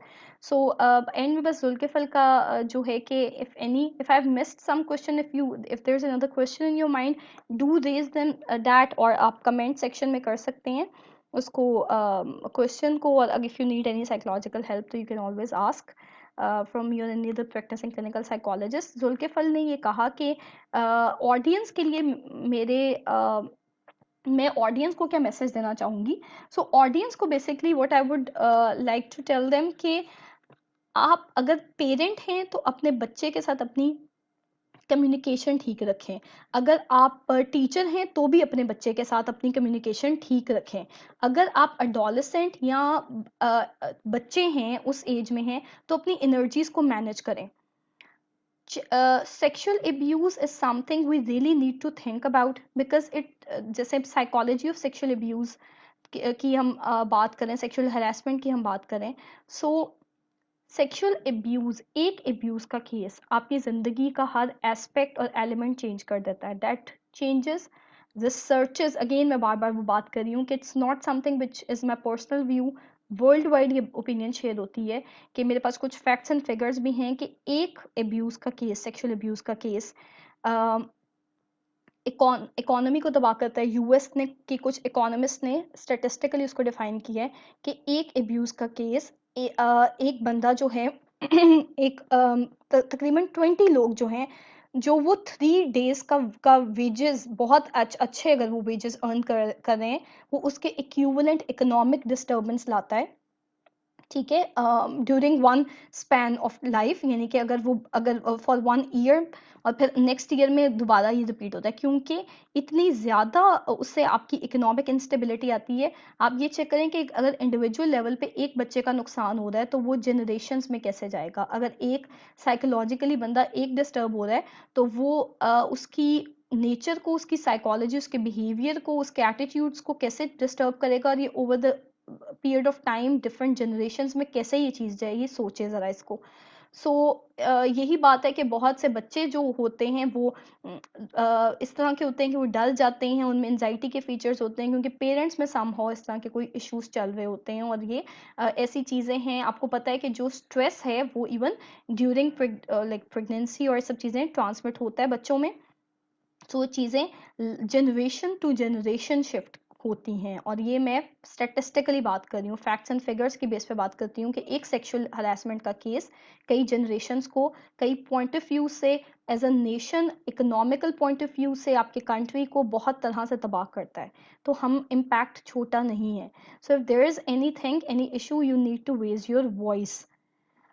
कुछ मैसेजेस छोटे छोटे, जैसे कि आप नो का मैसेज सीखें कि कैसे नो करनी है, थोड़ा सा सेल्फ डिफेंस के लिए। If you know any physical technique, आपको पता होना चाहिए कि आपने परपेट्रेटर को कहाँ पे कैसे हिट करना है। दिस इज़ वेरी इंपॉर्टेंट, कि अगर आपको फौरन से आपके काम कुछ वो नहीं आएगा, फौरन से आपकी बॉडी है जिससे आपको फाइट करना है। So you need to hit the perpetrator, you know, at the you know, at the sensitive parts, जहाँ पे आप फौरन से escape possible हो, आप फौरन escape करें। इस तरह के छोटे छोटे टिप्स पेरेंट्स को बेसिकली अपने बच्चों के साथ शेयर करने चाहिए, because it's not awkward, it is awkward कि बच्चों को पता नहीं है, they are getting harassed and raped because of that, और उसमें आपकी नेग्लिजेंस है। तो कौन जस्टिफाई कर रहा है उस चीज़ को? लेकिन हाँ, ये आपको ऑकवर्ड लग रहा है, कि आपको ये गंदा लग रहा है इसके बारे में बात करना। सो आप उस जनरेशनल डिस्टर्बेंस को जस्टिफाई नहीं कर सकेंगे अपनी नेग्लिजेंस के। तो मैं पेरेंट्स और टीचर्स को स्पेसिफिकली कहूँगी कि keep an I on your children. उसके बिहेवियर में अगर कोई चेंज आ रही है तो डू आस्क योर चाइल्ड कि क्या हुआ है, is everything okay. Try to have a very good communication and liaison with your child, have a very good quality of time. मैं भी प्रोफेशनल हूँ, I come across many professionals, बहुत से doctors वगैरह भी अक्सर ये पूछते रहते हैं कि हमारे पास इतना टाइम नहीं होता, तो हम अपने बच्चों को कैसे टाइम दें। पहले तो माएँ होती थी कि वो घर पे होती थी, ऐसा नहीं है। Time, I have seen, like मेरी अपनी थोड़ी सी इस तरह का मेरा मेरा बैकग्राउंड, आई हैव सीन कि टाइम ज़्यादा होना शायद इम्पोर्टेंट उतना नहीं है, टाइम क्वालिटी वाला होना बहुत इंपॉर्टेंट है। Quality time is the tip which parents need to focus on. आप 1 घंटा अपने मोबाइल के साथ लगे हुए हैं, अपने बच्चे के साथ बैठे कह रहे हैं कि हाँ मैं इसको टाइम दे रहा हूँ, उससे बहुत बेहतर है कि आप उसको 10 मिनट दे दें और क्वालिटी दें। आपकी हाँ, एक्टिव लिसनिंग बहुत इंपॉर्टेंट है, पेरेंट्स को फॉलो करनी चाहिए, टीचर्स को, और एडोलेसेंट्स और आपके एज के जो लोग हैं। एक्टिव लिसनिंग प्लीज़, ये आप बेस्ट तरीका है, आप किसी को रिस्पेक्ट भी दे सकते हैं। अगर कोई विक्टिमाइज भी होता है तो कभी कभी वो कोई अपने क्लू से, अपने जेस्चर से, sometime pauses in the conversation, कभी कभी अपनी किसी बात से ये फील करवा देता है कि कोई गड़बड़ है, ये पहले जैसा बंदा नहीं है। सो वहाँ पे आपको अपने जानने वालों के साथ एक्टिवली इंगेज्ड रहने की बहुत ज़रूरत है, क्वालिटी टाइम स्पेंड करने की बहुत ज़रूरत है। और बच्चों की में एक और चीज़ बहुत स्ट्रॉन्ग होती है, दैट इज़ इमेजिनेशन। ये point like psychological point of view से मैं कह रही हूँ कि हम जब EMDR वगैरह करते हैं, हम जब थेरेपीज करते हैं to fight against this sexual assault and harassment, तो वहाँ पे हम उनकी इमेजिनेशन पे काम कराते हैं। सो आप लोग क्या करें, जो नॉर्मल बच्चे हैं उनके लिए भी आप इमेजिनेशन बच्चों की बहुत स्ट्रॉन्ग बिल्ड करें और बहुत पॉजिटिव बिल्ड करें। उनको इमेजिन करवाएं द पॉजिटिव थिंग्स, और उनको कहें कि वो मिनिमम इमेजिन करें, जो कि ऐसी सारी चीज़ें जो उनको डिस्टर्ब कर रही हैं। सो वैसे भी रूटीन में भी अगर बच्चे डीप ब्रीदिंग करते हैं, वॉक करते हैं, और वो अपनी इमेजिनेशन में पॉजिटिव चीज़ें लाते हैं, नेचर के साथ खुद को रिलेट करते रहते हैं, तो उससे क्या फ़ायदा होगा कि बच्चा जो है वो नेचर के अकॉर्डिंग चलेगा, उसमें एनर्जीज इस तरह की जमा नहीं होंगी, और उसकी इमेजिनेशन जब पॉजिटिव होगी, तो आपको पता है कि सोचों में ही सही हम खुद बनते हैं, और हम सारी चीज़ें। सो वो एज अ पर्सनैलिटी, उसकी पर्सनैलिटी बहुत अच्छी शेप अप होगी, और जो क्यूरियोसिटी का एलिमेंट है वो बहुत पॉजिटिवली चेन अप हो जाएगा। बहुत से डिस्कवरर्स, इन्वेंटर्स जिन्होंने डिस्कवरीज छोटी छोटी उम्र में की हैं, उन्होंने कैसे की हैं? क्योंकि उन्होंने इमेजिन हमेशा पॉजिटिव की है। They wouldn't be imagining raping और molesting somebody and then they invented something big. ऐसा तो नहीं हुआ होगा ना। सो अपने बच्चे की इमेजिनेशंस पे काम करवाएं, उनको फिजिकल एक्टिविटीज ज़्यादा दें, उनका स्क्रीन टाइम लिमिट करें, and last very important thing, have an I on your child, ठीक है, एंड और योर चिल्ड्रन। बच्चों पे नज़र रखें। नज़र रखने का मतलब उनको डांटना नहीं है, नज़र रखने का मतलब ये है कि उनको आप प्रोटेक्शन दें। तो अगर आप प्रोटेक्शन नहीं दे पाएंगे तो the child would really feel कि there is no secure place, और बच्चे को कहीं ना कहीं आपकी सबसे ज़्यादा ज़रूरत है, आपकी अटेंशन की ज़्यादा ज़रूरत है। सो ये चीज़ ज़हन में रखें। हर केस जो है sexual, sorry just a minute, हर कोई वॉइस रेज नहीं करता, हर कोई वॉइस रेज करने में कंफर्टेबल नहीं होता। सो मे बी आप किसी की वॉइस बन सके। एंड में there is just saying I would like to share that a person once said that how can a person abuse a child. The answer is that how can many, if the person wasn't good, कि अब उसने तो abuse कर दिया, so how can many good people remain quiet about the issue. तो गलती किसकी है और बेसिकली परपेट्रेटर हम किसको शुमार करेंगे. सो रेज योर वॉइस, साइलेंस को ब्रेक करके हैशटैग मी टू मूवमेंट के साथ जरूर चलें, बट बी वेरी माइंडफुल कि वो मूवमेंट कहीं मिस यूज ना हो. ये ना हो कि हैशटैग मी टू या मैं भी इसका शिकार हो रही हूँ, ये करते करते आप इसको ट्रेंडिंग समझ लें और इसको मिस यूज करके हर कोई फेमस होने के लिए इसका फ़ायदा उठाए. So try to do something good about such issues, and this is serious. We need to take it seriously. If you Thank you so much everybody who joined me and who appreciated. Okay, thank you Bashir. I think you can message me separately afterwards. आपका जो issue है वो it's not relevant with the topic, but it's a personal issue. So I respect that. आप उसको बाद में कर सकते हैं. ये आप बाद में इस पेज पे recording, I think you can get it in recorded form. Thank you so much Amal Academy for arranging this, or I'm really thankful. Or thank you everybody who joined, raised the questions and gave your opinion. If there's any question and opinion which has not been delivered by you, so I would love to see that in the comment box. Thank you so much. Allah Hafiz.